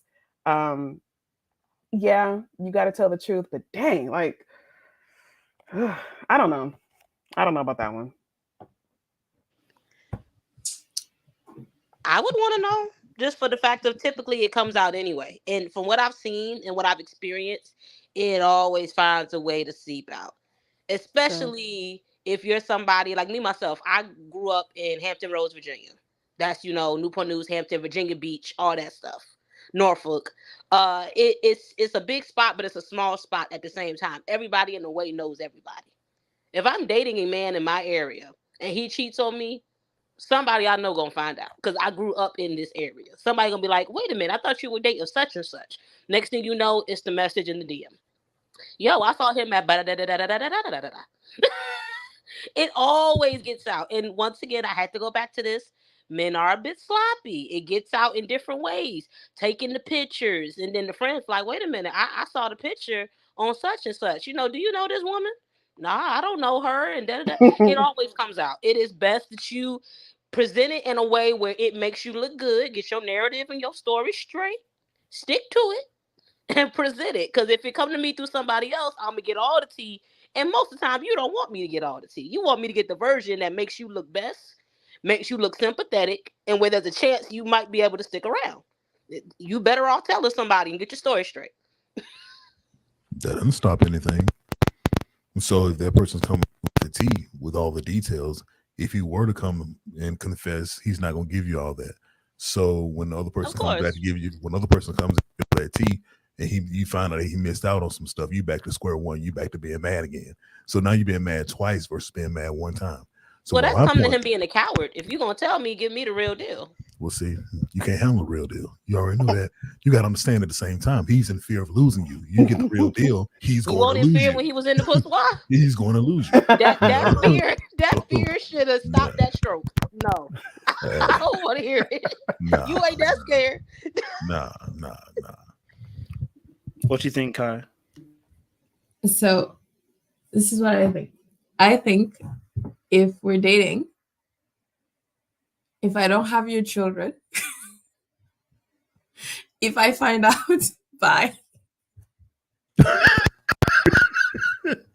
The only way I can reconsider this is if I've burnt your children. Like, other than that, in the nicest way possible, we can still be nice, cordial, but no way. I'm not dealing with that. The only people I can make that sacrifice for are my kids. I ain't even mad at that. I'm gonna say this as well. Like, added to the reason why I want you to tell me is because then I don't know about you guys, but for me, the pride cannot take people knowing that I was being cheated on, and they know and I don't know. I'm sorry. That's a different level of madness. I cannot deal. You know what I'm saying? Like, people can be looking you in your eye and you cross the eye and knowing that, you know, you're getting cheated on, but I can't say anything. There ain't nothing worse than that. So for me personally, come and tell me the full details. Let me know exactly what happened. Because you thinking I can't handle the truth is more about you than it is about me. You know what I'm saying? Like, I'm not saying you have to tell me how it, you know, no one's asked that, but we're saying, listen, you know, you're gonna have to give me some details here. How did it happen? How did you get to that place? Why are we in this situation? Like, you know what I mean? Me personally, you know, that's those questions I need to know. No one needs to be asking questions about was it good or no one needs to be asking that question. Do you know what I'm saying? You know what I mean? Especially when I know I lay it down correctly, so I don't even mind. But anyway, so it doesn't really matter. So to be honest, you know, you don't want to be asking this kind of question. That's not important, but there are other aspects of it which you do need to know. So I can't take that. So please, if you do ever cheat, come and tell me. And you know what I'm saying? Let me know ahead of time, because I do not want to be looking at people in the eye and they know I'm getting cheated on. It's disgraceful. It's distasteful. I You have know what a I mean? question So though. go for it, Kai. So this is my question, right? Mm. If you don't have like a huge commitment with the person, right? Mm. What can make that okay? Ooh. It's a real question, because like me, I'm talking about the children, because I feel like, you know, you can make a huge sacrifice for the well-being of your kids. But other than that, I feel like anybody who would cheat on you would be like, first, reckless, second, not giving you it depends, you know, like I'm not saying everybody feels that way. That's just how I feel. So that's why I'm asking. Like, I feel like it's disrespectful, it's reckless, and I wouldn't trust you, you know? So I'm just wondering what can make that okay. Is it because you think you've misbehaved? What, to go out and cheat, you mean? Do you mean like Yeah, to like, make it why okay for would me you to go out forgive and it? cheat? Is it because Oh. you've misbehaved? Because I'm talking about, like, for instance, you, Koja, right? Let's say Yeah. you're single, because you said it happened in the past, right? So Yeah. I'm assuming if you were willing to forgive it, and I'm not sure I'm right? But if you're willing to forgive it, it's because you knew you were also doing some bad stuff. Otherwise, Oh, I don't okay. understand why it would be okay. Would forgive. For me personally, people can make mistakes. You know what I mean? All right. Oh, sorry. People can make poor decisions. Do you know what I'm saying? Like, people can make poor decisions. You know, and I think if we're in a relationship, I'm going to be hard pressed to forgive that. I'm so sorry. That's not my origin story. That's not my arc story. If you cheat before we get married, that's not my origin story. That's not my arc. And I'm not going to go and get married. We have to end it, because my thing is we're starting a relationship that way. And I can't do it. I know people that have done it. And you know what? Some people have made a success of it. I personally cannot do it. But, you know, if we're married already and, you know, we've been a few years in, you know what I mean? We've been a few years in, do you know what I mean? We've got some good years underneath us as well. You know, things are seemingly were going well, and this thing happens. I'm more inclined to want to forgive it because, again, I've made a commitment to you and before God. And I understand that, you know, sometimes in these situations, because we already have a quote unquote commitment that is lifelong, I'm willing to try and work at it to recover and come back from it. Right. So that's the aspect. But again, it really depends on the person and how they interpret what their behavior is. Like I said, when I suffered that with somebody, when they came back to tell me what had happened, I still feel like the person hasn't really taken on the fullest accountability. They feel bad. And I even said this to the person. I said, I feel like you feel bad, not necessarily about what you did, but about the fact that, you know what, you feel bad because you've done something that you shouldn't have done. It's not about how you've hurt me. It's more about you. And in that instance, and you can see that because a person does the work. When someone cheats and they get time and they go and do the work, there's an introspective aspect that person should be seeing. If you don't have any of that introspective aspect or trying to even figure out why the hell you got there, we're going to be hard pressed. You know what I mean? We're going to be hard pressed to move forward for me personally. So it's all about the response. It's all about the person, how they see what they've done. Are they going to say it was only a little bit of cheating? Now, of course, I don't think anyone's really going to say that, but they may minimalize their behavior. Like, hey, it wasn't that deep. It wasn't that meant to. Like, don't tell me it wasn't deep because it was deep. Like, it was real deep. Okay, so don't do that to me. So I think it all depends on that aspect for me. But if I'm married, I would try to work it out. I can't promise that it would work. You know what I mean? But yeah, we'll just probably have to pray for God for strength, man, because that's a lot right there, a lot. Yeah. Can you repeat that question for me, Kai? Was it one of your questions that you was answering? Me? She asked about why you forgive. Yeah, she asked about why would you forgive. You said yes, you potentially might be, so you can answer the same question. Why would you forgive someone if they cheated on you? Why would you potentially consider forgiving them? Okay, so the reason why I would potentially forgive them is if it's something that's found out, especially if I find out about it, a conversation has to be had. I need to really feel something within that conversation for me to move forward. I have to feel that this person is willing to make the change, not doing it because they got caught, but willing to do it because they know it was wrong. It's the wrong thing to do. Willing to do it because they see my emotions, how I felt once I found out. And that means something more to them now that they've seen that versus them not knowing. So it's a lot that goes into it. It's an emotional connection that I have with that person to see if it's something that it can be fixed or if it's something that cannot be fixed. Again, if it's something that can be fixed, I'm going to give them the benefit of the doubt. I'm going to allow them an opportunity to actually try and not be down their throats every second. And we'll move forward that way. But if I say I'm done, that's self-explanatory. That's understood. So that'll be pretty much where I'm at when it comes to that. Yeah. I hear you. Darling, what would you be willing to forgive? Well, because the way that you originally prefaced it, Kai, I wasn't sure if you were saying is this strictly within a marriage setting? No? I mean, it works for marriage too. Before children. Okay. I'm not sure what my stance would be, but I'd like to keep that open. Okay. The reason why I'm asking is because, and I said this in the chat, I don't believe in boyfriends and girlfriends. So in my mind, unless there's a ring on my finger, I don't owe you anything. I can go and date whomever I desire, and you can go and date whomever you desire. I'm an adult.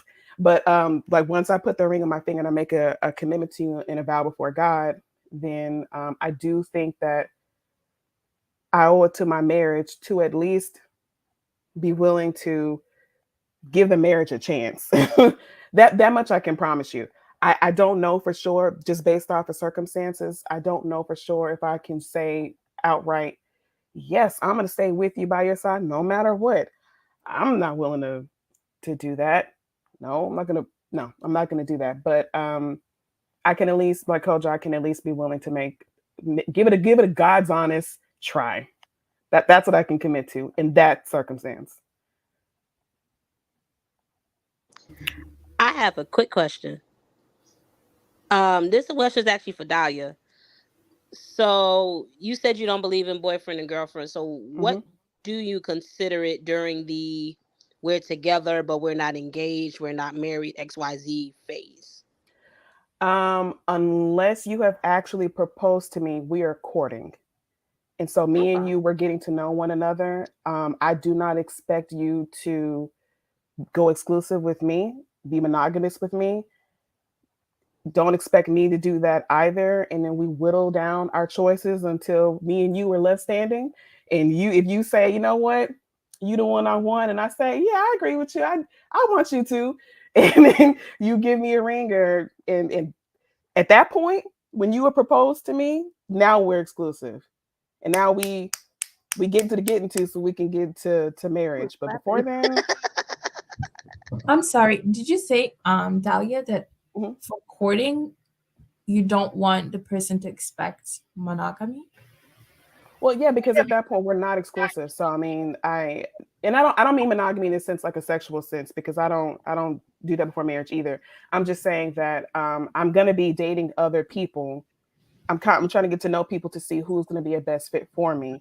And I'm going to expect that you are doing the same. I'm not going to ask you. That's not my business. And it's not your business who I'm dating until we both make the decision that we are going to be exclusive to one another and that we do want to move forward in marriage. And at that point, then you can expect exclusivity from me. But okay. I get the concept. It seems like it might get a little messy, but I get the concept. Just to add, you're married. I'm sorry? You're really single till you're married. That's the truth. Correct. Yeah. But I would challenge that a little bit, Dahlia. Okay. And obviously, like I said, I never, like, whenever I say I challenge something, it doesn't mean I'm putting it on you, but I'm just telling you from my opinion. I feel like that's very confusing. And like I said, I'm speaking from my experience or my point of view. I think if you're dating multiple people, and when we're saying dating, we're not talking about anything more than going on dates. I think that's confusing in of itself because it's hard for you to focus and really analyze the person in front of you well. At least that's been my experience. Don't you think it can be a little bit, I understand the risk assessment, like committing a certain amount of time to evaluate one person, but I feel like that's more efficient actually, because you're not confused by the multiple levels of attention and like having to discern multiple people. Do you find that? I think it's inefficient, but I'm just giving opinions. No, I understand where you're coming from. I find it's riskier for a person, especially for a woman, to essentially take herself off the market for one person on the chance that maybe they're going to stick it out long term and go to marriage when you don't really know that for sure. And I don't see how I can't find out more about you within dating. How I don't understand how that would be any different than us being boyfriend and girlfriend together, because basically we're taking each other off of the market, but there's no promise that that's going to end in marriage. And most of the time it doesn't. So now you want me to go take myself off of the market. So I'm not meeting anybody else. And now I'm wasting time with you. And it could be, and most likely is, that you and I are not right for one another. I personally don't see how that makes much sense. And now, especially if I've opened myself up to an exclusive relationship, and let's say that we are in a sexual relationship, now there's a chance that I'm binding myself to you. And it's so much harder for me to break free of you because we've got that sexual bond. And we already know how, especially for us women, those hormones, those binding hormones, when they start kicking in, it's really hard to break free of that. And God forbid if there's kids involved. Now that's even harder to want to go and cut somebody loose and start dating somebody else. I just, me personally, I think that would be more risk taking. You know, and okay, I'm going to add to what she was saying, Kai, because I really used to have the same mindset as you do when it comes to dating, like dating one person at a time, and just seeing how that works, and then if it doesn't work, move over to the next person. What I've learned though is by dating multiple people at the same time, especially when you're not committed to anyone at that time, you really get to see who's really down for you. You really get to see the differences of the 2 or 3 people that you're dating, because it's always going to be somebody who's willing to stand out. It's going to be always someone who's want to spend more time with you. Always someone who's sending an extra text message or an extra phone call to see that they're really into you. Now, the person who's doing it the most, if you had decided to date that one person who's the least, then you would not have seen that difference. You would not have been able to experience that difference. So you would have been getting something that you didn't deserve versus someone who showing you your worth, out of the 3. So in my opinion, I feel like it is a little bit more beneficial to date those 3 people. Now, if I'm dating 3 people, I will make that decision quicker as far as who I'm going to be in a committed relationship with. I'm not going to string anyone along. We're not going to be doing this for 6 months, 8 months, 10 months. I have to make a decision. I have to put myself on a deadline to make a decision. I'm not going to rush it, but it's going to be fair, what I consider to be fair. So it works for me. I'm not saying trying to change your way of thinking or anything like that, but it's just something that I used to do it the same way you're doing it. And it worked for me for a while until I realized that I can be loved better. That's all. Go for it, Zaddy. What's up, people? So I think it's very important to note that this stuff sounds really good in theory, but in practice, it never quite works that way. Because usually what tends to happen when you date a lot of people, there's usually one standout character along the way who somewhat compels you to drop your other actions without necessarily saying it. And I've seen it when you deal with multiple women. If you have the caliber or the status necessary, they will tell themselves they're in a relationship with you, drop out their other options without no promise of anything happening on the other side. And unfortunately, that's just the game that they end up playing. And the same is also true for men. So I do think it's important that we are very clear and strong in committing to the process of dating other people. All right, cool. I like that, Kai. This has opened up a real interesting conversation now. Wow, go on, yeah. Go for it, Kai. Yes, I think I agree with Zaddy and disagree with Dahlia. I think, especially for a woman, and that may be a little bit sexist in the way I'm saying it, but I think you should concentrate and evaluate better. I think you can know pretty quickly, like within a few weeks, if you have multiple people pursuing you, which one you like out of all of them. And I think you should focus on that person, because I think it's an energy that they can feel, and it allows you also to be more aware of what is going on. You're not like confused by all the attention and all the other things that are happening. I think it allows you to be less in your ego and to make a better choice in the end. I think you only need one, so you don't need to be confused by all the several possible options you have. So I think that's very counterproductive to be dating multiple men at the same time, even if you're not doing anything with them. And yeah, so.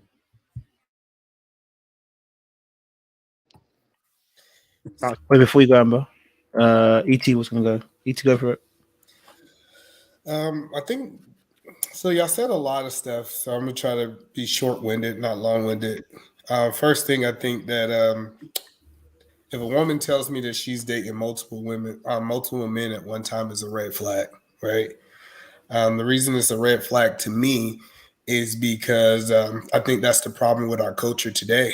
We tell men that they can date 4 or 5 women at a time. Then when they get married, we say, now we want you to be monogamous for the rest of your life. But between his 20s and 30s, he'd been dating 4 or 5 women at a time. And now we try to reprogram him now just because he have, a piece of metal on their finger. So I think that is counterproductive. But the reason I came up here, I think you should practice how you play. So if I practice monogamy will work in my marriage. But if I practice cheating, because that's still cheating, even though you don't have a commitment, if I practice sleeping around with multiple women, that's going to play out in my marriage. And I'm married. So that's one of those things. But I did want to address the question that I think, I can't say your name. Is it Kaya? Kai. I might have said it wrong. And I apologize if I did. Kai. Okay. Yeah. So Kaya asked this question, And I think it's a great question. This is the way I vetted my wife. I asked her a question: is it anything that I can do in this marriage that can cause you to leave me? And if she would have said yes, I would have told her that she's not the right person for me. I realized that we're both humans and we have to forgive on a daily basis. Now, this doesn't give me excuses to be an a-hole, and this doesn't excuse her to be an a-hole. Now, we supposed to always be striving to be the best person in the marriage, but I have to give her grace and she have to give me grace. And if we have that mindset that it's nothing to break us up and we're going to put each other first, I truthfully believe that's the ideal marriage, to be able to help you make it to 1,000 years old. So that's just my opinion on those things. And me and my wife, we kind of been eye to eye on a lot of things, and we didn't want to invite habits that we had to break now that we was married. And I think that's the problem with a lot of people. They used to having 4 or 5 people that they're entertaining. Now they have that one person. They're trying to build the perfect person with 3 people instead of focus on the strengths and being able to edify the person that they're with. So that's just my opinion. Man, like ET, I appreciate ET as well. It's good to see you again, bro. One of the sensible people on the manifest side I was talking with, so we linked up. He was a good guy. ET, question. So you said obviously nothing can take yourselves out of marriage. So are you saying, because the question asked before you jumped on was, if someone cheated though, could that take you out? No. So I think it might be powerful. When I was when we was young in our marriage, I might would have wavered. But I'm pretty strong. And I think once kids are involved into the marriage, just because your feelings are hurt doesn't mean that you can make your kids have a single parent. And I know some people just won't agree with that. But I told my wife, we was already married, if we was going to start having kids, we're going to be here for the kids. You can hate me or love me. We might as well make this work.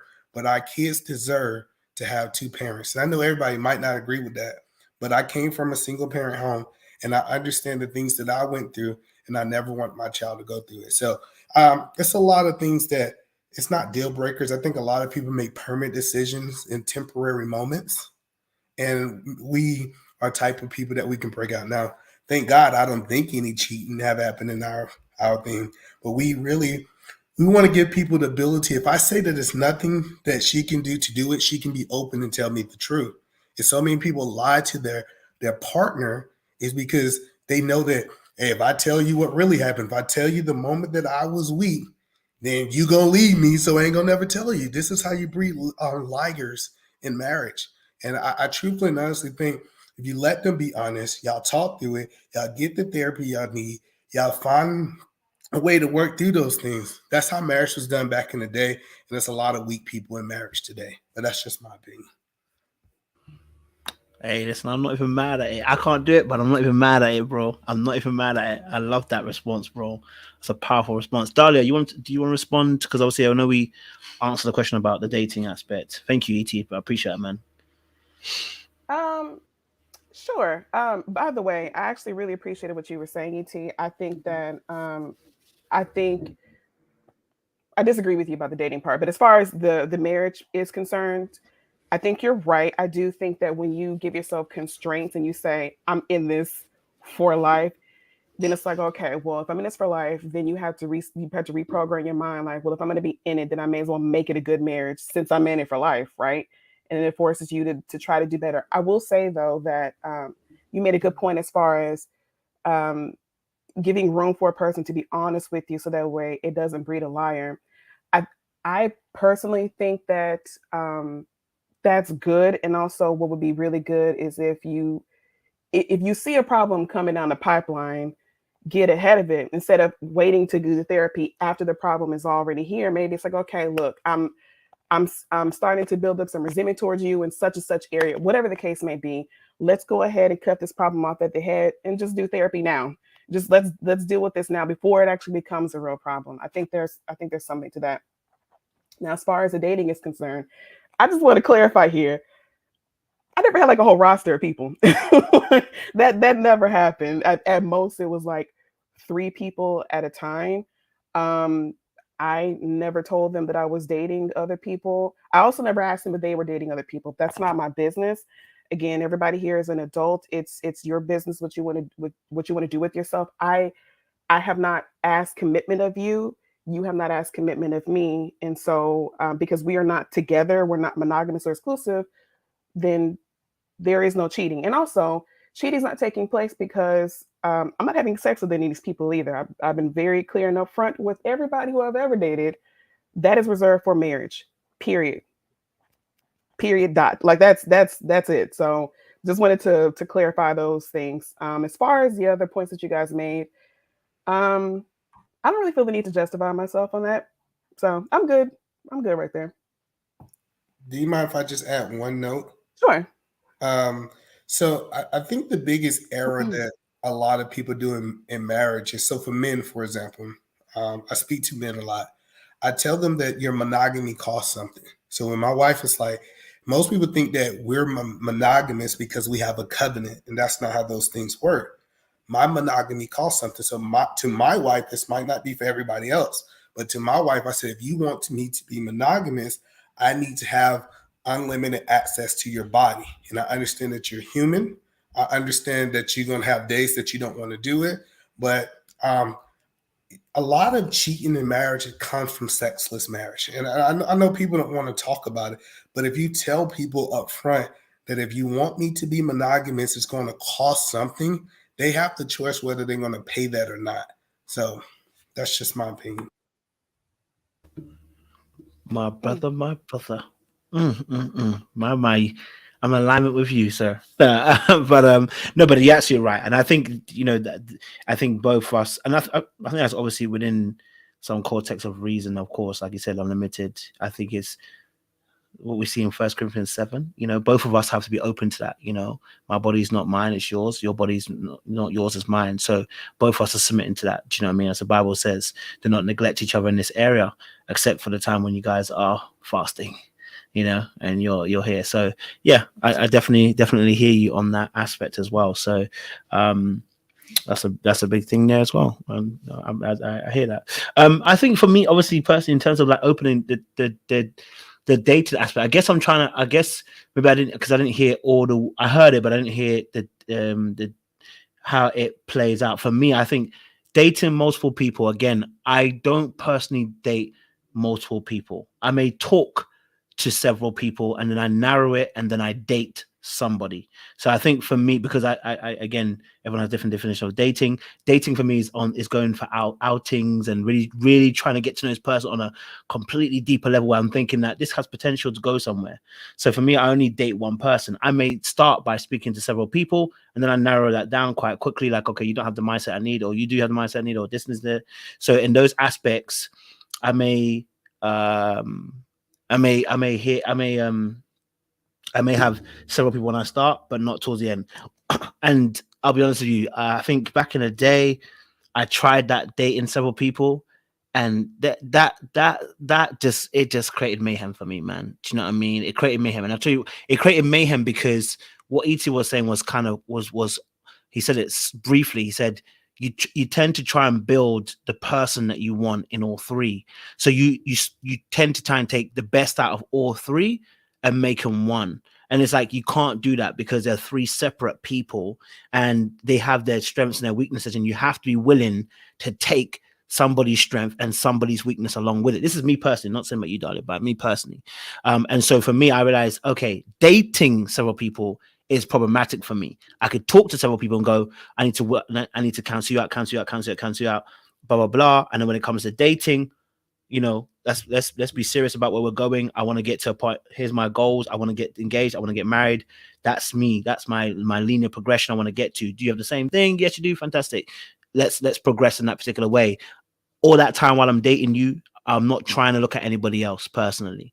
And I think what E.T. was saying is because first and foremost, I already know if I start now, I'm going to finish the same way in the marriage, because knowing me, I got a bit of an addictive personality. If I start it, I ain't going to finish it. I'm going to continue. Okay. I'm going to be more devious, I'm going to cheat more. I'm going to do a lot of more stuff that I'm going to continue doing because I've not practiced doing it beforehand. And once I've tasted it, I want to taste more. that's just my personality, how it works. So I tend not to go for that. Et, go for it one more time, and then I'm gonna get the people back in. Go for it. So yeah, I just want to add, like, you're 100% right. The worst thing you could do is to kind of what she was saying is date 3 people and they don't know, because now you know that you have accomplished keeping it a secret, and it's a lot of secrets in marriage.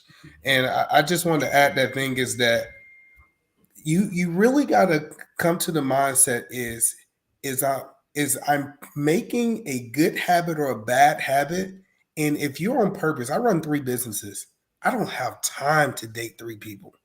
Like, like when you on purpose, you like, how is this even possible for me to entertain 3 people? Because women like having attention, and trying to entertain 3 women, I think is more than running 3 businesses. So I'm just curious to see how some of the men are able to do that. Dada, do you have anything else you want to add, or anything before Zadie asks this question?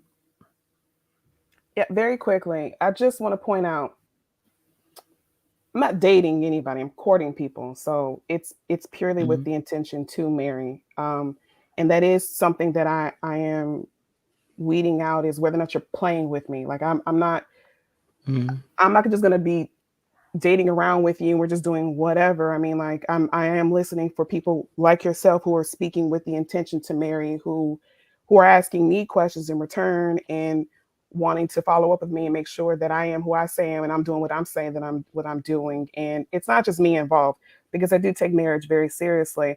And I've said this before in the chat, but I date by committee. My family is involved in this. So I don't just take you at your word. I do also follow up on that too, which is why a lot of people got cut. And I'm not just going to stay dating a bunch of people for weeks and weeks at a time. I think that's silly. Like if I know for sure what my standards are and what I want, and I know that you're not matching that, and I'm also not the person for you, because I also keep that in mind. If you tell me that this certain person that you want and I know that I'm not it, then I'm going to take myself out of the picture. I'm not here to waste your time either. I want you to get what you want. I'm not that person for you. So I don't see the point in emotionally investing myself into somebody who I know I'm not a good fit for, and who's not a good fit for me. That's the last thing I'll say on the matter, though. I appreciate it. Thank you. Go for it, Z. Ask a question. All right. Piggybanking off what E.T. the man said, if your needs are not being met in your relationship, i.e., it's lacking intimacy, or your partner won't do something that you want them to do, is it then okay to go out of the marriage and look for it somewhere else? And if you do that, are you a bad person if you try to communicate that particular thing to your partner, but they were just adamant that they weren't prepared to do it? Well, I think a lot of things that happen in marriage is because they wasn't communicated before. If I told my spouse, for me to be monogamous, you have to do X, Y, Z, and she openly not do it, she understand what position it put me in, right? I don't think you should ever go outside your marriage, right? Because it's certain other things that breed outside of your marriage. When you start, we talking diseases, we talking about being able to impregnate other women. It's like so much more that can really happen that can hurt the whole family. So I always had like a family mindset.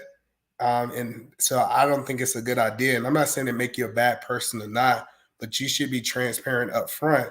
Like, you shouldn't be in a sexless marriage if you talked about how important sex was at the beginning. I get people might change, but what we did before marriage is we went to counseling. I think people wait till the problem comes to go to counseling. We went through a full session of counseling before we got married. So before we got married, we got a lot of problems out and we fixed a lot of things. So when we went into the marriage, we tried to go in whole and not half-heartedly. I just think people don't do marriage right today. I hope that answers your question. Yes, it does answer my question. But what you're saying is also based on that, or based in the idea that contracts don't change as things ramp up. So I can agree to something at the onset, but then the conditions can change, which would make me react in a certain way. So I might have said, it's okay, we can have sex every day, but then, I don't know, 5 years in, I may not feel the same way about you. And then that presents an opportunity for a new contract. It also is based on the idea that attraction remains consistent. And we also know that attraction doesn't remain consistent throughout relationships, which is why I'm struggling to understand like this whole idea of just have a conversation as if conversation can spark attraction. It doesn't quite work in such a linear fashion. Well, I think a lot of people, so me and my wife is really big on personal development. So she go to conferences, I go to conferences, and we really focus on building yourself. I learned long time ago, a lot of issues I had, it wasn't with my wife. It was really with me. And I had to work through some things, and she had to work through some things, and we had to come together and work through those things too. So the point that I'm saying is that, yes, it's going to change. Like me and my wife was having sex all the time before the kids came. When the kids came, we had a different obligation. It wasn't no 3-4 times a day. And what happened is I just have to be mature in this situation. Now, I still have a right to voice it, but I can't expect her to be able to operate like we were single, like when we was just 2 people in a marriage versus 4 people in a marriage. So I think it's just one of those things that you got to be able to communicate. You have to be able to talk. And a lot of things is, one thing that I love about my wife is that everything requires her a response. Sometimes she speak and I say, I need to digest that. Can I get back with you in a couple of days and really listen? I think so many people are just trying to respond. But if your wife loves you and you say, hey, babe, I need sex. I feel like I'm not getting sex. This is kind of this is kind of way that we connect. And I feel like we're not connecting. I don't know a woman on earth that's going to say, hey, I'm not going to give my man that connection. Most men just don't say it. They think it and they don't say it. And that's why I'm talking about communication. Valid. Anyone else want to add on to that point? It's a good conversation there. Anyone else want to add? No? Everybody's silent on that? I mean, yes? Go for it, Black. Yeah, I was going to ask him to repeat the question. I had to step away for a second. That's good. Go for it, Zoe. The question was, it started off, if you're lacking intimacy or something in your relationship and you try to communicate with your partner and they don't act on it, are you a bad person if you then go outside your marriage to get that particular thing? Yeah. I think I heard somebody say something about things change along the way. I mentioned that earlier, that things do happen, things do change in your marriage, in your partnership along the way. And whatever rules you decide to make up within your marriage, that's your business. So if you're saying to your partner, hey, I need this from you, and they're not giving it to you, and they're giving you free reign to go out, say, for instance, just giving an example, give you free reign to go out and get what you need because they're too tired every day. They want to work, take care of kids, do X, Y, and Z. They just don't have the energy. And that aspect of their world is not as important as it once was. And they give you that free reign to do so. If that's an agreement between the two of you, then that's fine, because it's an agreement between the two of you.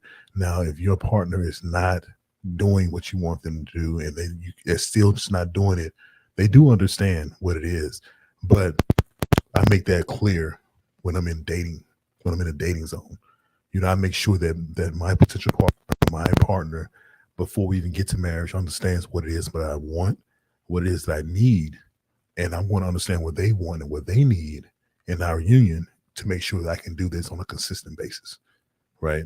So people do change over time, but that's going to have to be another conversation we're going to have, because if one of us breaks that commitment, that means we need to have a conversation. You have to do check-ins in relationships as well as in marriages. You have to check in with your partner, make sure they're still being satisfied, make sure they still love you the same way, or not, if not more. Make sure that your partner still buys into you, who's still inspired by you as being their husband, just like they need to be inspired by them for being their wife. So a lot of that goes into effect when it comes to me. That's how I think. Love it. All right, cool. Love that. All right, let's get on to the main topic then of the day, which was answering the main question. Listen, I got distracted, okay, because the conversation was a beautiful conversation. I love a little detour. I can never not have a good detour in conversation. But the topic today was Sigma is would women should submit and allow men to lead relationships? I'm asking that question. Is that how you see relationships, people? Is it that the man should lead? Is it the woman should lead? Is it both of us should lead? I know. How do y'all see the relationship? That's what I want to know. How do y'all see the relationship? That's all I want to know. That's what I want to know. How do y'all see the relationship? Yes, Kai. Yeah, so I have an opinion on this. So first, before I give my opinion, I think everybody is free to have their own setup. I respect that. And everybody are grown adults, so they can choose what works best for them. That being said, I have noticed something. I have said previously, like the first time I was on here, which was the first time I was doing something like this, that I consider myself a feminist, but I do believe in gender roles, right? So that sounds like a contradiction to some people. I don't think it is.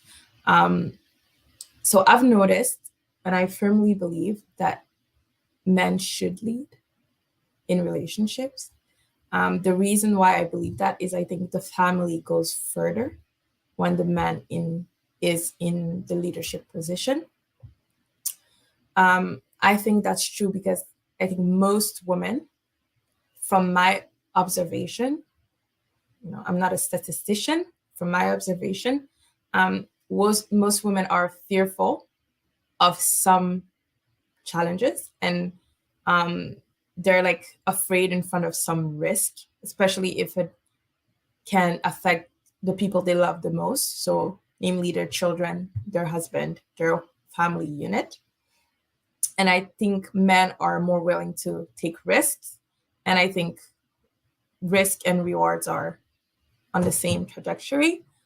So I feel like men should be the leaders. That's one reason. The second reason is because I think when the man is leading, even if he's not competent at first, it's a habit and he can perfect it with time. And I think most women don't appreciate having to make most decisions, right?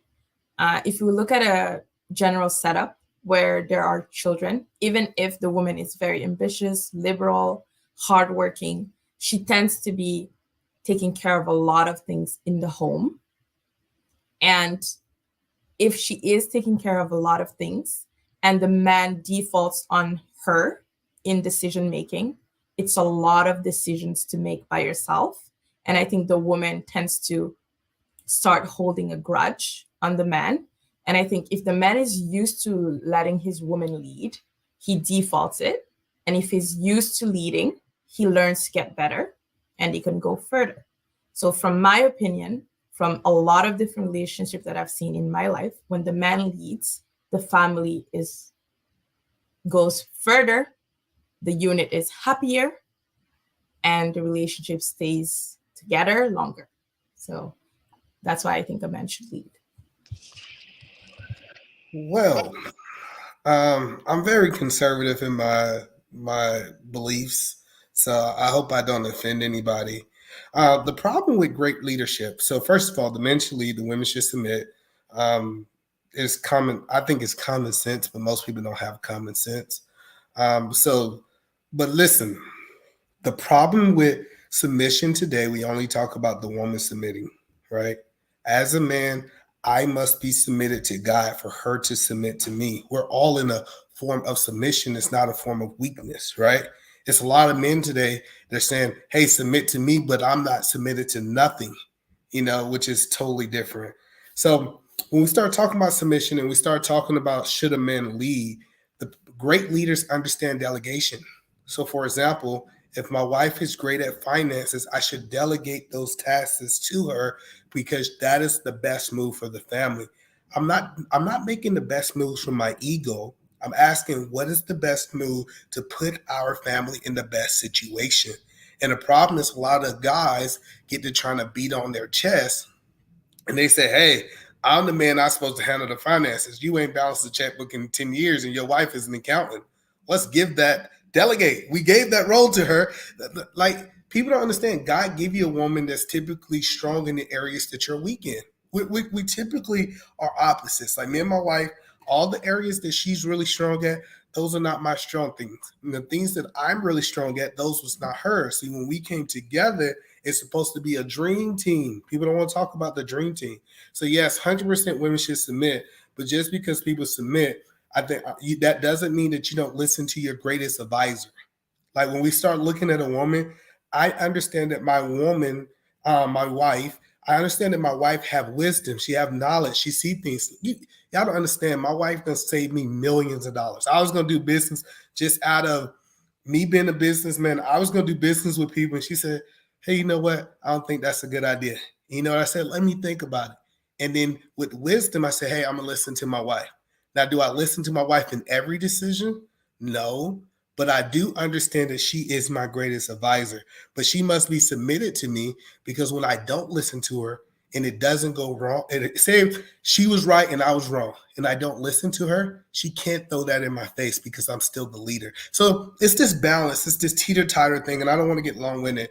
It's this teeter-totter thing, but you got to understand how to be able to be a dynamic team for the family. And if both people take their egos out of it, I'm telling you, you can do some magical things. Because when you're by yourself, you add. When you're together, you multiply. In marriage, you're supposed to be multiplying and not adding. So that's just my caveat on the topic. Thank you, E.T. Different Black. Yeah, E.T. man, I really agree with a lot of what you said. A lot of what you said. The only thing that I would push back on is the greatest divisor part. The greatest divisor is God. And the reason why I say this is because when you go to your wife and you say, okay, she says to you that she thinks you should do something different than what you were saying, you got to go back to God, and pray about it, right? If you guys pray about it together, that's even better. If there is any type of decision that needs to be made for the family, of course, you being the man, you make the best decision for the family. Now, I would say that part, but I want to say about purpose. I think we get a lot of pushback as men about leadership because women want to have a defined purpose as well. And that leadership role seems like it's so important. A woman wants to feel important as well. The wife wants to be important as well. And you are. The umbrella hierarchy is Christ, man, wife, children. So if I am to advise my wife or my family, and my wife is to advise the children, that advising the children just because they're little people does not mean that is not something that is of great value. You're creating young men, young women to go out into this world. You're nurturing them in a way to go out into this world and be productive people. That's very important. So also the purpose as well is to make each other better. Iron sharpens iron. I do agree with E.T. when you say you can go to your wife and you talk to your wife. She is an advisor. That is very true. If I can't talk to my wife what's going on with me, if I can't take her advice, if she doesn't give sound advice, I'm not going to marry her. If she cannot give me sound advice. Now, the reason why I say that is because I have to have a partner who is intelligent, who is smart, who can handle herself if I'm not around. She can make decisions if I'm not around.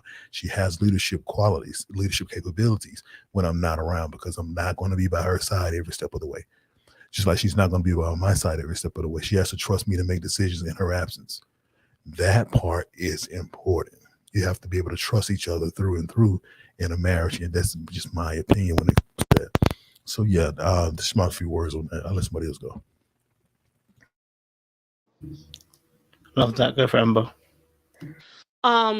So I've always said, me personally, myself, I want my husband to lead, due to the fact that I grew up predominantly from 10 to 18 in a single parent household. And honestly, after working all day and stuff, I want my man to be able to take control of things when I get home. I don't want to have to be head of the house when I get home. Now, with that said, I do think the reason why this conversation even comes up is I think people make submission and obedience the same thing. And I feel there's a slightly different feel to it depending on how you say it. And when I say that, what I mean is this: If I submit to my husband, it's because A, I trust him. I know he's a man of God, and I know that he'll be able to handle business. Versus when you obey somebody, a lot of times obedience can be more out of fear rather than trust. And I think that is where, unfortunately, it can get misconstrued. I think a lot of times, sometimes men even have a misconstrued view of if they really want submission or obedience. If we have children, our children need to obey us because of the fact of we're their guardians. They have not fully developed their brain cells yet, etc., etc. Me, I'm submitting to my husband because I trust him and I trust him to be able to lead the household. However, we're still a partnership, so that's not the same type of situation if we have children and our children obey us. Those are two different things, and I think unfortunately they get misconstrued, and that's what causes the drama. It should be a partnership, even with me submitting to you, for the simple fact of we both. If you're the head, I'm the neck. The neck holds the head up. There should still be a partnership in the situation.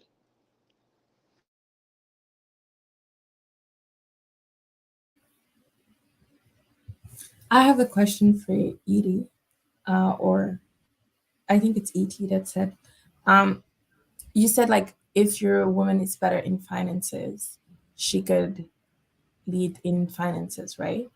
I said I can delegate that to her. So leading and delegating is two different things. Okay. So what is delegating? Delegating is saying that she's responsible, but I still oversee it. So for example, she might take care of all the bills. She might take everything. And once a month, I think every family should do this. Sit down and y'all should talk about, hey, where did the money go last month? Every dollar to the cent. And where is the money going next month? So you still can oversee it, even though that they delegate it. See, with marriage, people just don't understand. If you go to any large corporation, right? I know people don't like to think of marriage as a business. You don't have the CEO managing the books. Like the idea that I have to manage the books because I'm the CEO or I'm the person in charge, I think is crazy. So when I'm saying delegate, I'm not saying that she can do something outside of it. She still should be communicating with me. Hey, we're playing this, money's going here, this, that, and third. It still should have something that I am aware of, but I might not be actually doing the action. That's why I use the word delegate. Yeah, that makes sense. Now I'm wondering, because I'm a little bit like I said, what I'm concluding is based on my experience. So I'm wondering, as you are married, and maybe other people can also talk about it, I feel like, do you think we tend to, as women, so Dahlia and Amber also, be more fearful of some risk? I think that's what I've noticed in my life. Would you agree with that? And do you think that that can be linked to leadership in terms of, for me specifically, finance? Because I think finance plays a major role in a family being up there. So what do you guys think? Can I go first really quick? Because I have to leave. Sorry. Just wanted to say really quickly, I do think there's an aspect in fear as far as submission is concerned.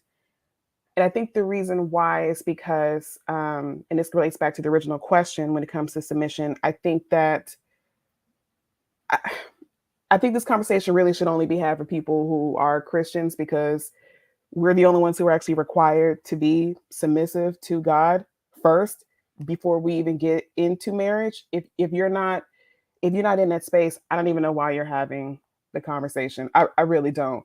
Because when you're actually fully submitted to God and you understand what is actually being required of you on that level, only then can you understand what it is to be submitted to your husband. And only then can your husband understand what a gift that your wife is giving you. If you were submitted to God, you understand what that would actually look like. That's my take on the matter. And I think that that's probably the reason why a lot of women are very fearful about that, because they've never had to do it before. There's people just in the chat now saying that they've never submitted to anybody, not even their mama, so yeah, it would make sense that you would be scared about doing it with your husband, or you would be resistant to that if you've never actually done it before. I think before you even get to the stage of marriage, that's probably something that you should be practicing first with God, so it's comfortable for you and you don't feel like you have to fear it so much, because it's not in and of itself a bad thing. It's actually a wonderful gift to be able to give to somebody that gift of submission, because it is your gift. It's your choice to do that with somebody, not something that's being taken from you. So I just want to let you know, so I heard all three of you guys. I take notes because when someone addressed me, I don't want to not answer what they said. So the first thing is Black. Black talked about, I have to pray. I don't have to pray about everything. And I know this might go against everybody Christian belief. God talked to my wife too. God just don't talk to me. God talked to my wife too. And sometimes I'm man enough to say that I'm too stubborn and I'm all in my way, that I'm going to do it this way regardless of what God say or not. And I know some men might say that's not them. And he will have to talk to a vessel that's willing to listen, that he know that she can get to me. So when you was making that statement about she can't stand on her own feet, she would not be my wife if I didn't think she was equipped to take on the task as a wife. If I'm having these problems in marriage, because we're not talking about dating, if I'm having these problems in marriage, that means I vetted and chose wrong. And that's not on her, that's me as a man. So I did want to address that. Like I said, that's no shot to you. I did. I know, Amber, you talked about obedience. I can't be submitted to God and not be obedient to God, right? Those two things, it's in the scripture, it talked about being willingly and obedient. Like, you have to be obedient. But you got, as men, we can't take that to our head. But if you can't say I'm submitted, but I'm not listening to nothing you said, that's kind of the definition of not being submitted. And then when we talked a little bit about risk taking, and I know I'm hitting them back to back because I just wrote notes down. And like I said, I apologize. This is my first time over here. When you talked about risk taking, it's no risk taking in paying bills. Is she gonna take a risk and pay too much of the mortgage or less of the mortgage? I think I have a financial advisor that's not me or my wife. It's his responsibility to make our money move forward.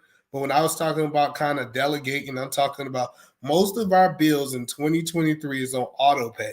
So she really just set it up the first time. It's not like she's going every single month. Now, and I know some people are living paycheck to paycheck. Like I said, that's not a shot to you guys.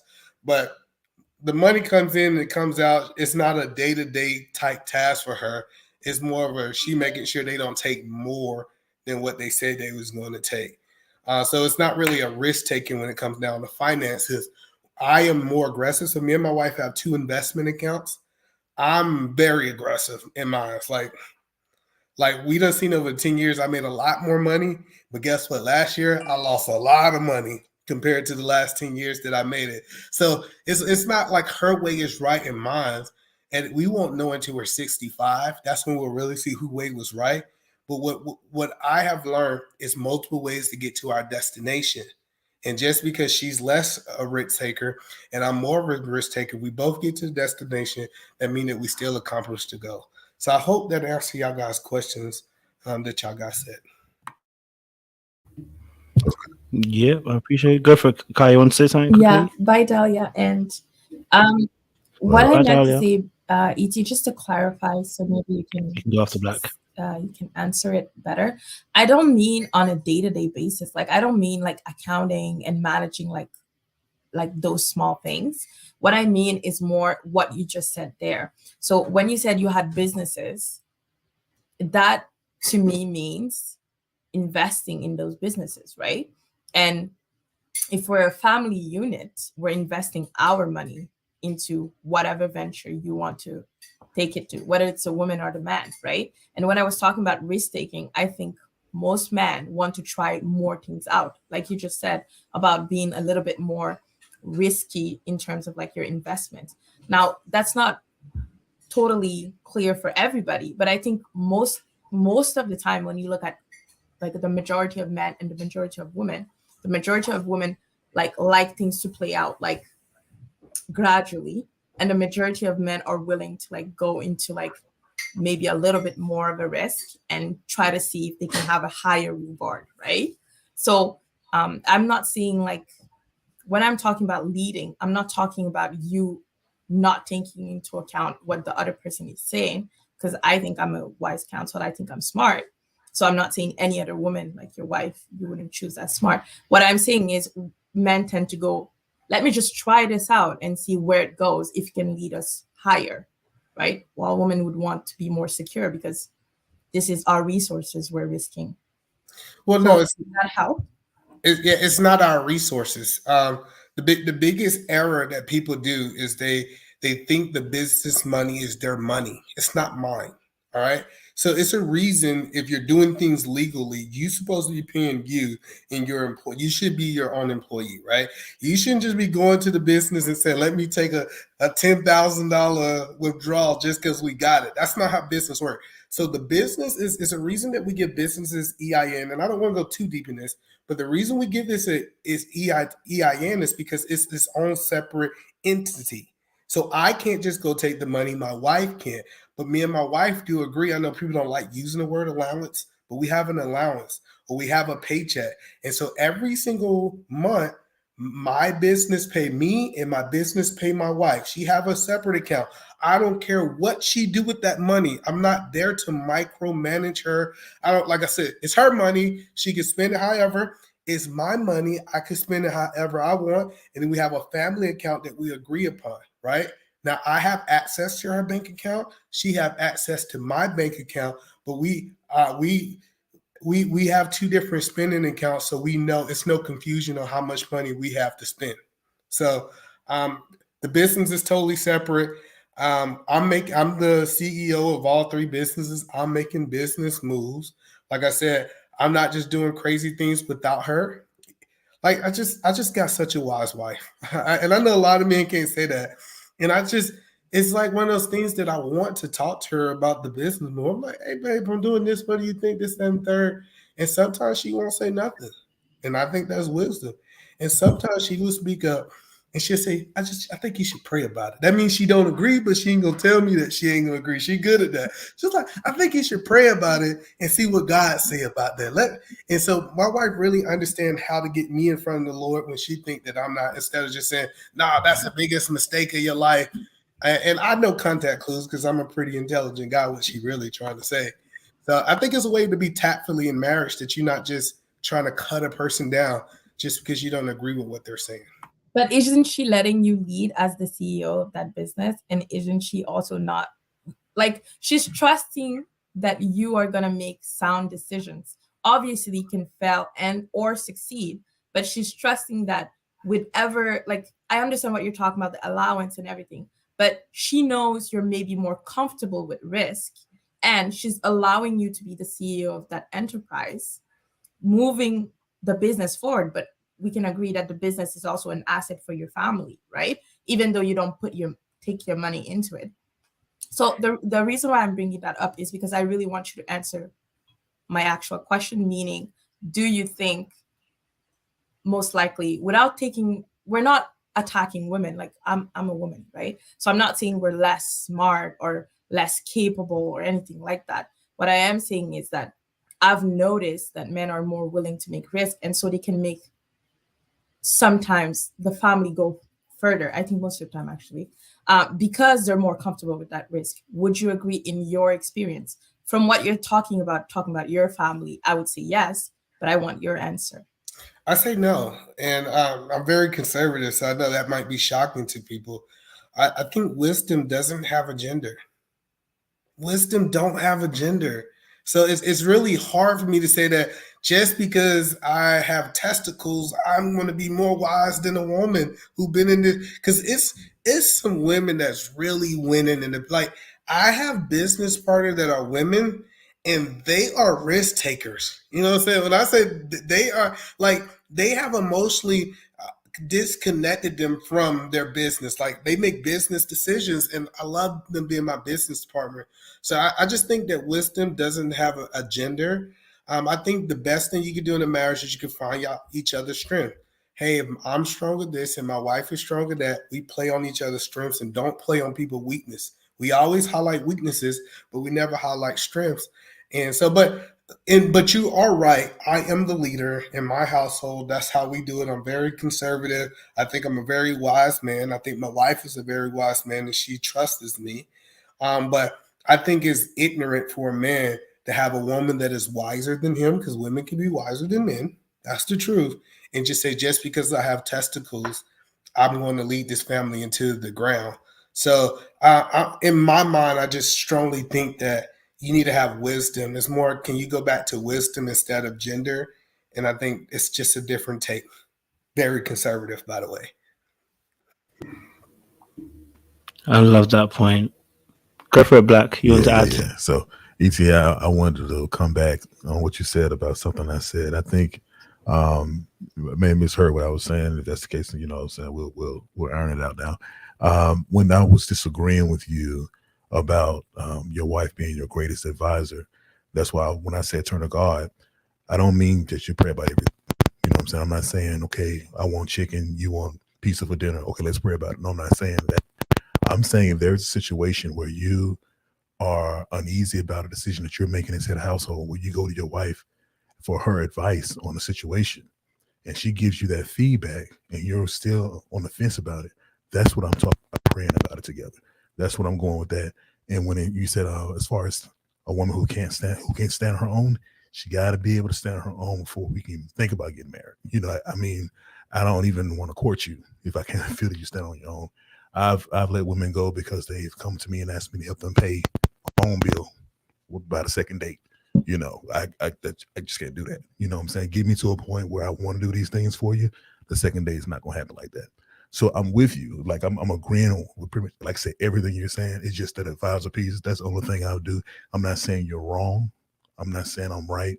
We just have different ways of going. But when it comes to, if I would say my wife is my greatest advisor versus God being my greatest advisor, because he's leading me to lead the family. So that's why I say he's my greatest advisor. That's all I was saying. That's all I wanted to just clear that up.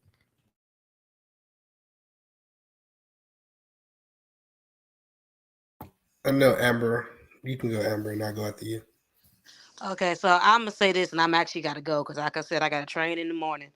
To clarify my earlier statement, once again, of course, at the end of the day, submission equals obedience in the technical form. Of course, my comment literally was the spirit behind it, and ET spoke on this. Some men, I feel like they mention the submission thing because they feel like it gives them a sense of power and identity. Maybe the power and stuff is not felt in other places of their life, and they want to guarantee they can have that power at home. Now, I will say this: if a man is only wanting to do submission so he can control a woman, then that comes to the woman's vetting. She didn't vet that man properly, if she marries this man and this is his attitude. So that does come down to a vetting issue. However, even with submission, if you look at the Bible's take on marriage, love your wife as God loves the church.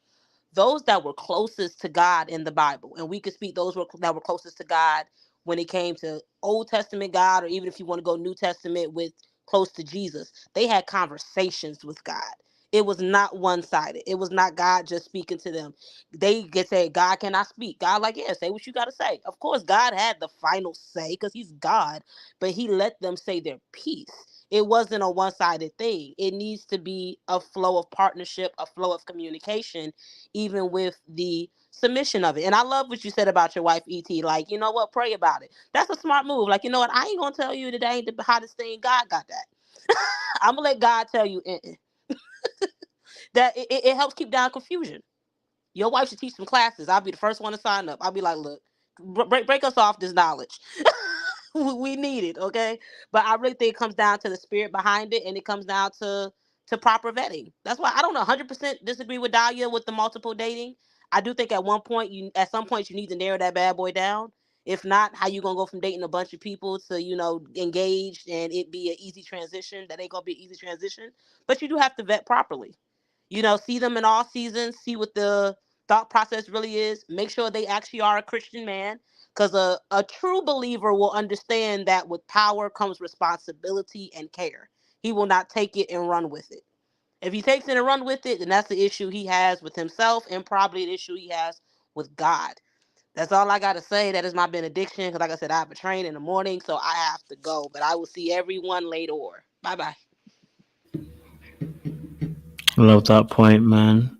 I just want to say, I love what ET is saying, and we align on a lot of points, especially about marriage and how you handle the wife in that relationship as well. And I think, you know, what you said, ET, and the questions Kai has given and additions that Black has given as well is quite powerful, because I think funny enough, we had the men's panel, and we spoke about this on Sunday. We spoke about how, you know, your wife is one of your most powerful tools you're going to have in your toolbox, because she sees things that in a different way to how I see things. You know what I mean? Her perception is going to be different. You know, and like you said, something really powerful, which is, especially for us as Christians, if I've chosen right, she should be able to hear from God too. It should not just be me. You know what I mean? She should be able to hear from God as well.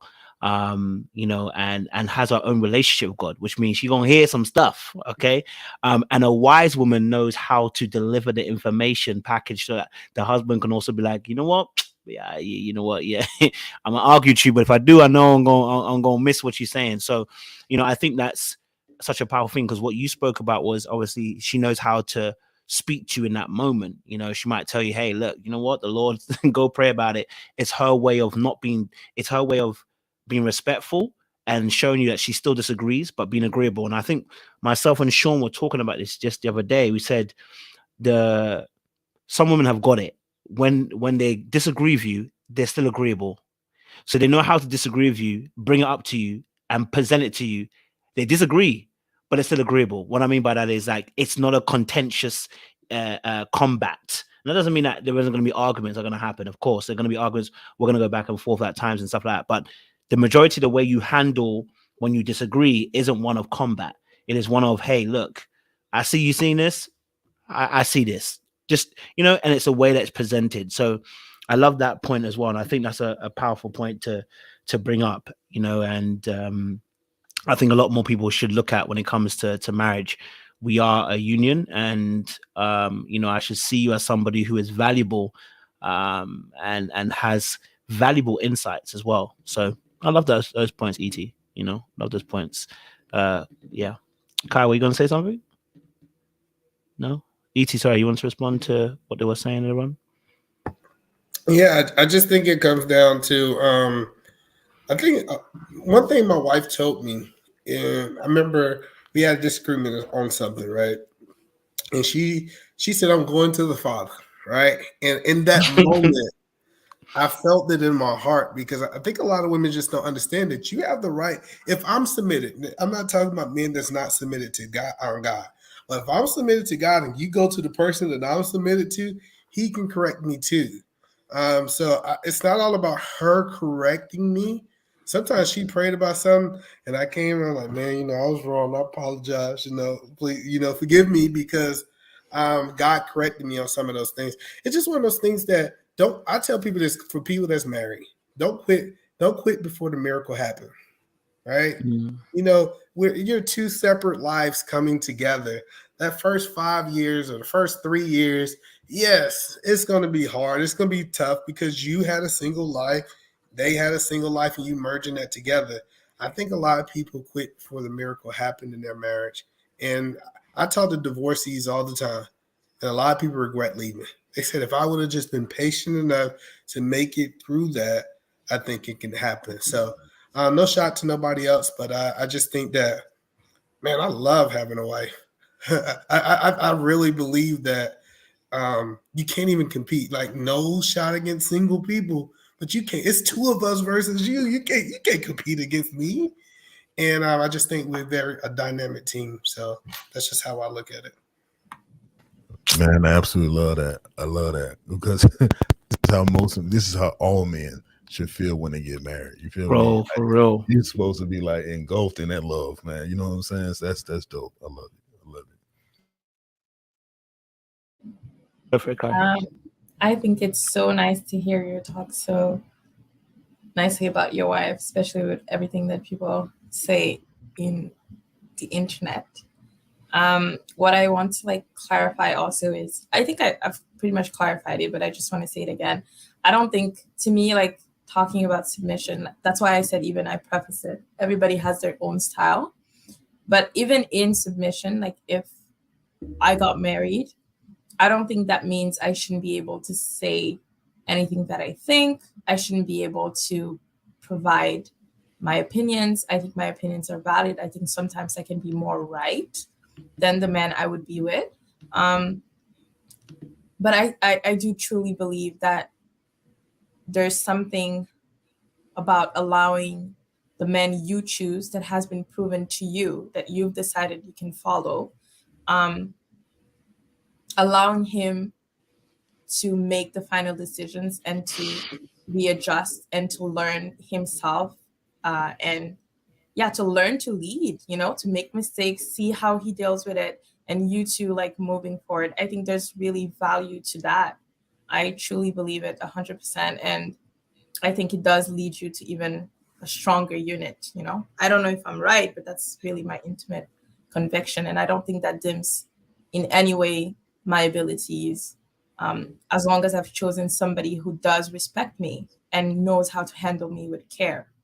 Everything that you're saying, ET, sounds like you're handling your woman with care. And even if you were to make a decision she wouldn't agree with, she would feel like she's still part of the decision, like you want the best for her. So I think in marriage, what women have to figure out is they got to figure out timing. The one thing is my wife never approached me. Like I typically work like 12 and 14-hour days, right? She never approached me when I come in from a day because I just got finished fighting the world, and I might act out, and it's not her. It's just that I've been fighting all day, and so the error that people do is they stop dating once they get married. You're supposed to go on dates, like go on a date, and then once we on date, we talk about some stuff, and she might bring out a notepad. Like I can't get offended because she know I'm busy all the time. She pull out a notepad. She's like, "These are the things that concern me, and I want you to help me with these things." And as a man, I can't be like, "Oh, this is the time for her to nag." I just think this element of communication. The one thing that we're trying to put together a school here in Washington, right? And we want to teach people emotional intelligence, communicate. Why is this not in the school system? Why are we not teaching people how to communicate effectively? That's the one skill that you're going to typically use for the rest of your life. And I just think that it's a lot of things that we need to teach that we're not teaching.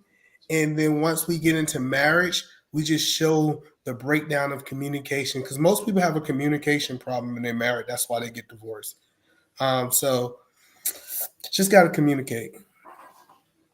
Exactly, bro. And that timing thing that you just said, bro. I am not married, but have I not said it to my audience? The audience can testify. I've said it to you guys.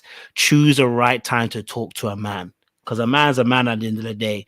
You pick the right time, you're gonna get more of our energy, more of our reciprocation. You're gonna get more of my attention. Choosing when I come through the door, that ain't it. Just hug me, say you love me. Listen, baby, just because it's tough out there. Okay, I know it's tough for you too, because a lot of people are working too at the same time. But I'm just saying personally, sometimes they be trying to hit us with all the different points at that point, and that's where the argument starts. If the argument started before then, because there was a text sent earlier on saying, you did, and you're already vexed because you know that the whole day's mash up now. So you come home, the conversation and continues and goes then. There's no hug, there's no kiss, there's no warmth. Boom, more arguments happen. Do you know what I mean? And oftentimes it's just the timing of the situation. It really is just timing. Because say what you got to say, and yes, of course, but timing is a key thing. Especially for us as men, timing so key. And we have to address what they say.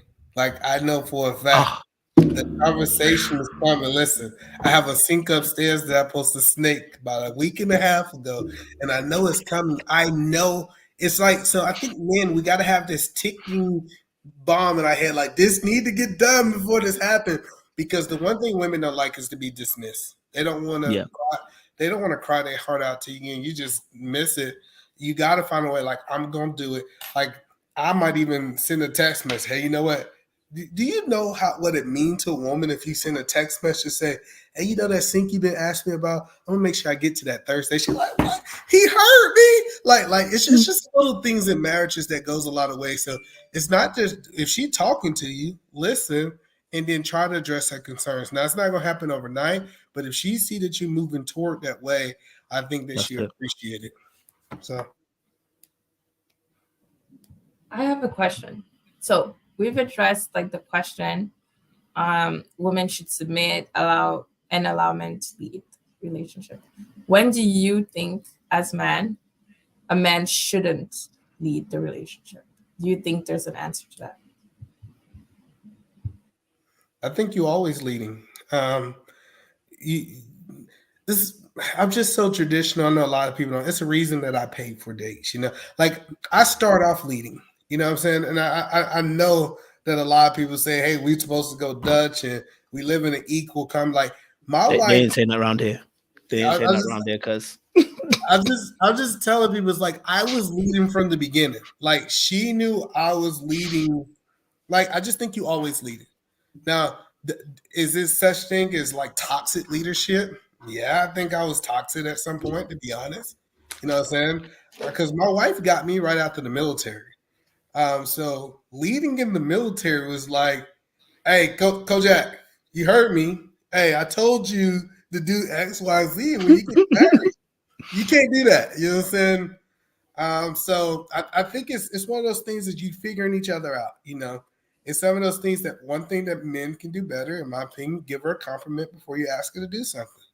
Hey, babe, I really like those highlights in your hair. I see that you taking care of your hair. You're looking sexy. I know I asked you about doing this. Is that something you're going to be able to get to? I soften. Like some people don't understand you got to tear the wall down before you approach the problem. Like it's so many layers to this.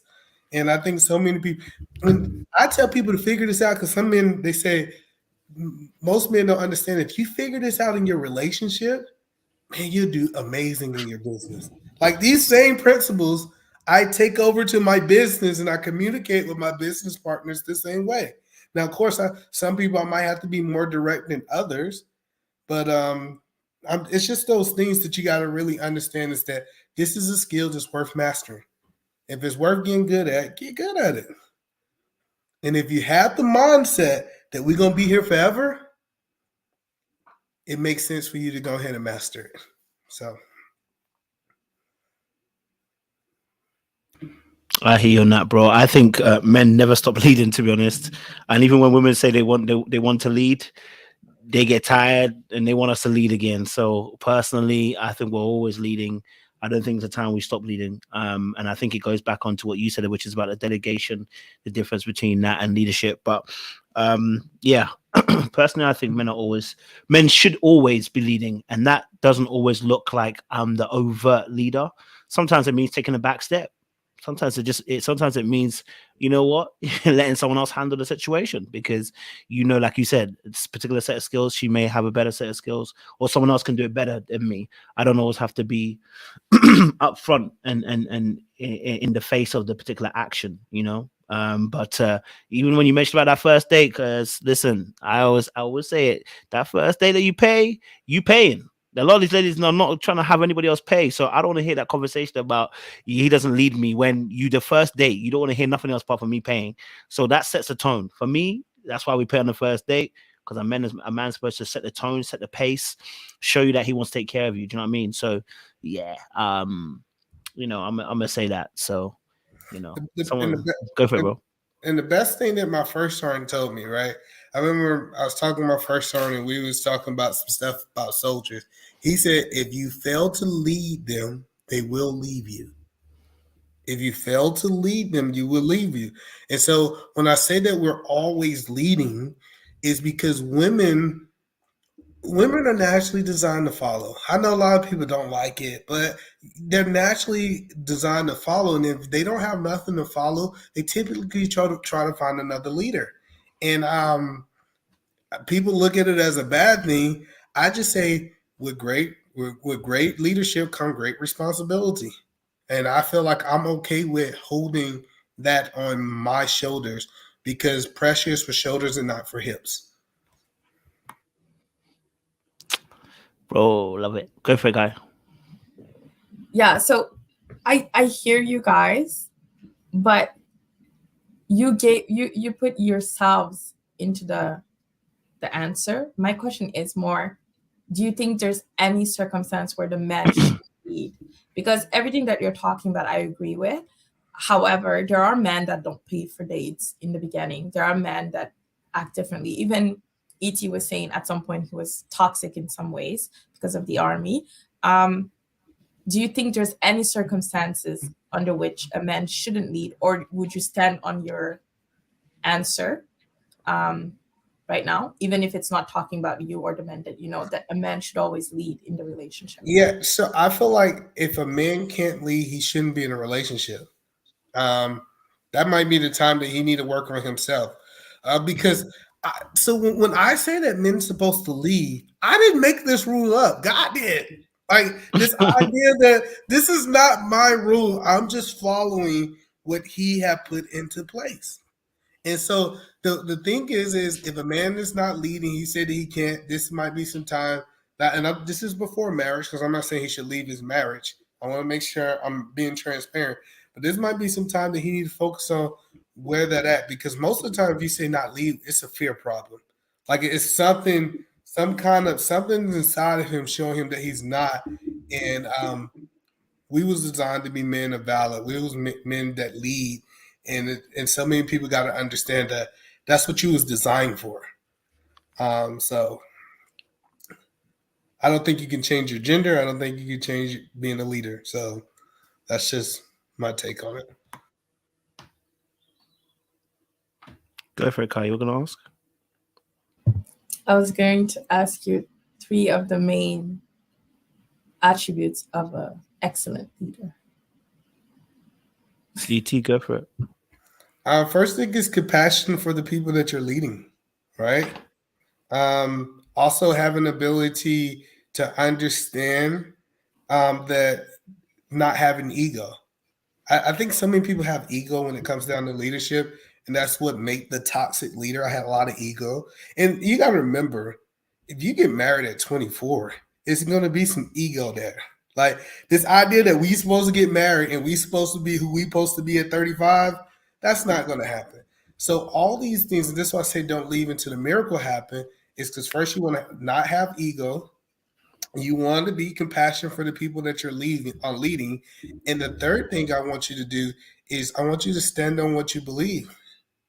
Because one thing that I have learned as a leader is times that the people that I'm leading did not agree. It's times that my wife just did not agree with where I seen. She just didn't see where we was going. And then a year down the road, she said, I'm glad that I was submitted. I'm glad that I listened.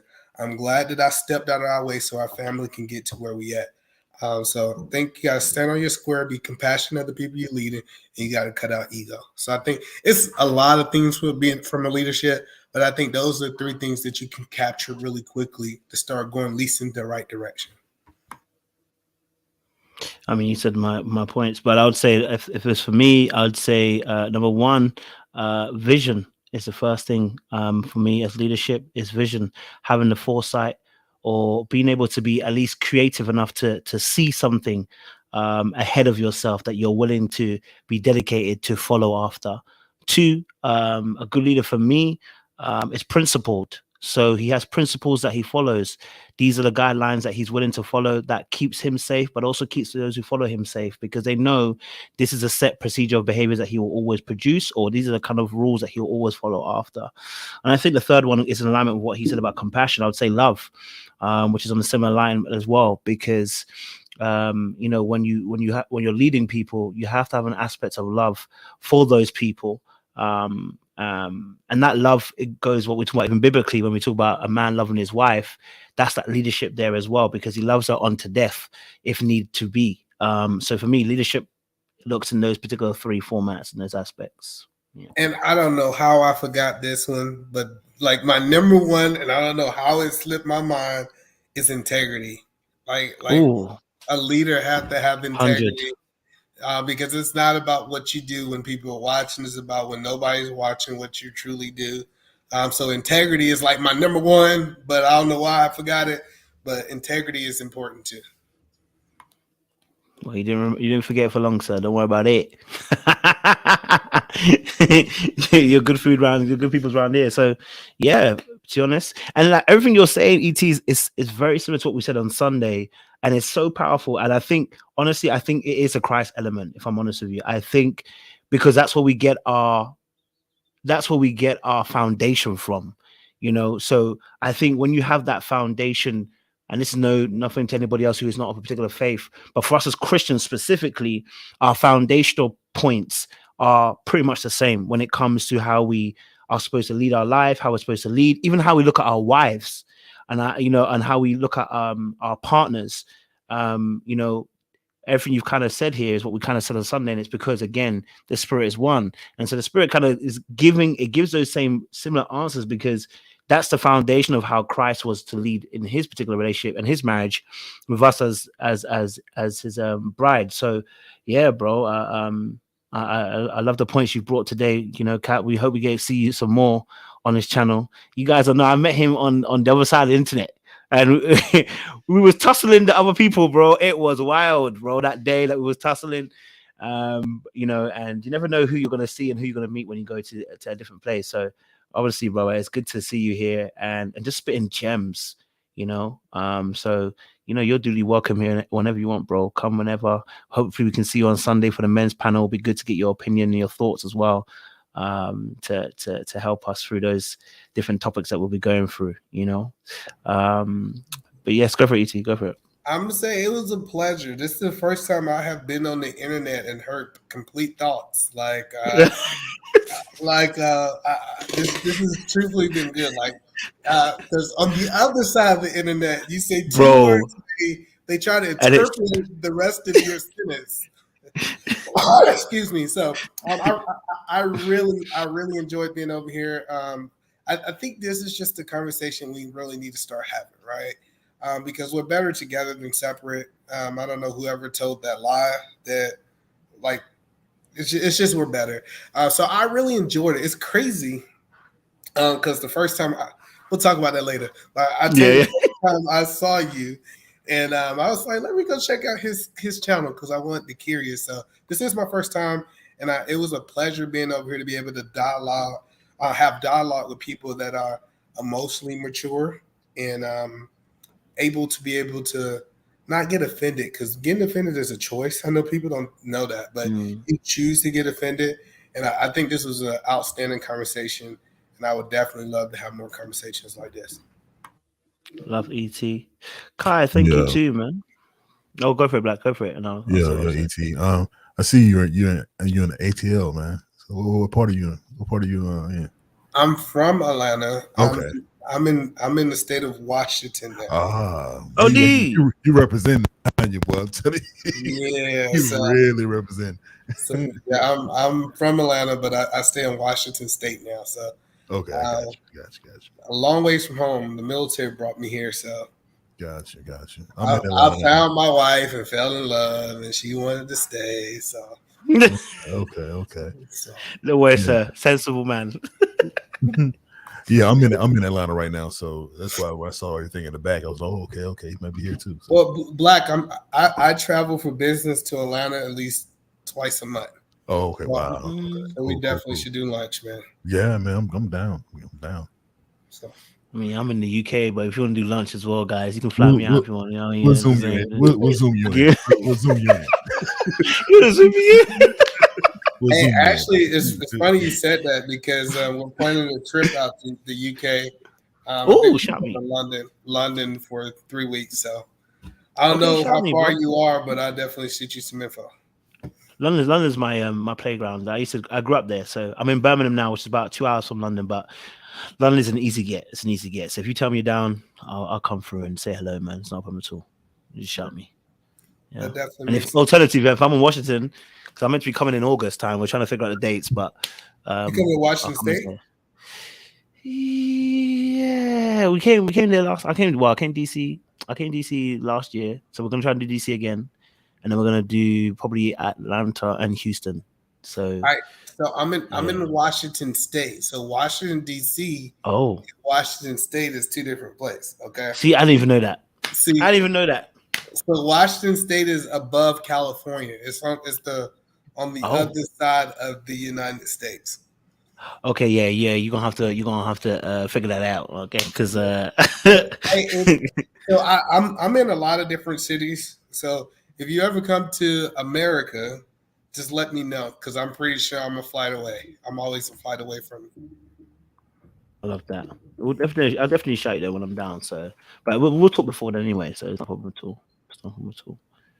Yes, Kai, you want to say something, Ty? Yeah, I wanted Oh, to yeah. say thank you for the conversation also. This is my second time on the panel. Like, I'm not married yet. I wish to be, but it's so interesting to hear other perspective. And I think, I love what the channel is doing. And I like asking questions. This is so awesome for me to just be able to ask and listen to all your opinions and give mine, my opinions. I'm French, so sometimes my English is not perfect. But thank you so much for having me and also just for expressing your opinions. It's really nice. You said a lot of words that I want you to define. The one thing that I learned, and this ain't the time because it'll be a long show. One thing that I have learned from life is when someone says something. For example, Kojak grew up in London, as he said, right? A word in London and a word in the United States have two different meanings. And so what we do is we jump down people's throats and say, oh, you said this and you offended me, but that's not the intent of the word that they meant. So I understand that we're multicultural as Black people. When people say things, it's almost like, hey, that means something different in Georgia. So I'm curious to have some dialogues with both of you guys because I was kind of listening to words you guys use on what it actually means. So No worries. I appreciate it, Cap. I appreciate it. Well, listen, audience, it's been amazing. Kai, thank you so much for the questions. It was good. It gave us some more to talk about and more to unearth as well. Black, as always, the questions you brought up earlier on as well, really, really powerful. Unearthing more of the conversation. ET, we're going to see more of you on this channel, hopefully, as well. Great addition, and some wise words were spoken, especially from the context of marriage as well. So, audience, I hope you've loved the conversation, and you spent 3 hours with us, and we appreciate you, okay? Listen, as ET said, listen, choose the right kind of guy, ladies, okay? Don't stress yourself. And man, them choose the right type of ladies, okay? All right, don't stress yourself, okay? All right, and if anybody wants to pay my first day, I don't want to be a leader anymore. I'm vacating my position because some of you ladies said that you want to take over the role. I'm happy. Come on, take it over. Come and take it over. I want to retire. I want to be taken care of. I want to be a baby girl now because clearly you guys want to take over. I'm playing, but yeah, we'll see you guys obviously tomorrow. I think we're going to talk about Creed 3. We're talking about Creed 3 again once more. I know it's our third live we're doing it, but we said we're going to talk about it because there's things that we said that we're going to do as a director role now. We're breaking down that film and we're saying things need to change. Michael B. Jordan, we need you to see this review and we need you to change it. Okay? And then on Thursday night, we'll have Married at First Sight. And then Friday, we're going to have an open panel once more, but during the day. So if you guys are around, fantastic, come through. We're talking again a bit more about leadership as well in relationships. So it's a bit more open. And we're back on Saturday for Ready to Love. And then Sunday's men's panel. So busy week. More conversations to come. But appreciate you guys. Make sure you guys have a good sleep. Enjoy yourselves. And you already know what we can't leave you here without something, We told you can't leave here without something. I'm going to leave you with this. I'm leaving here with something. You know what I mean? I'm from around the way. I'm leaving with something. I hope you left here with something because I did. No, I appreciate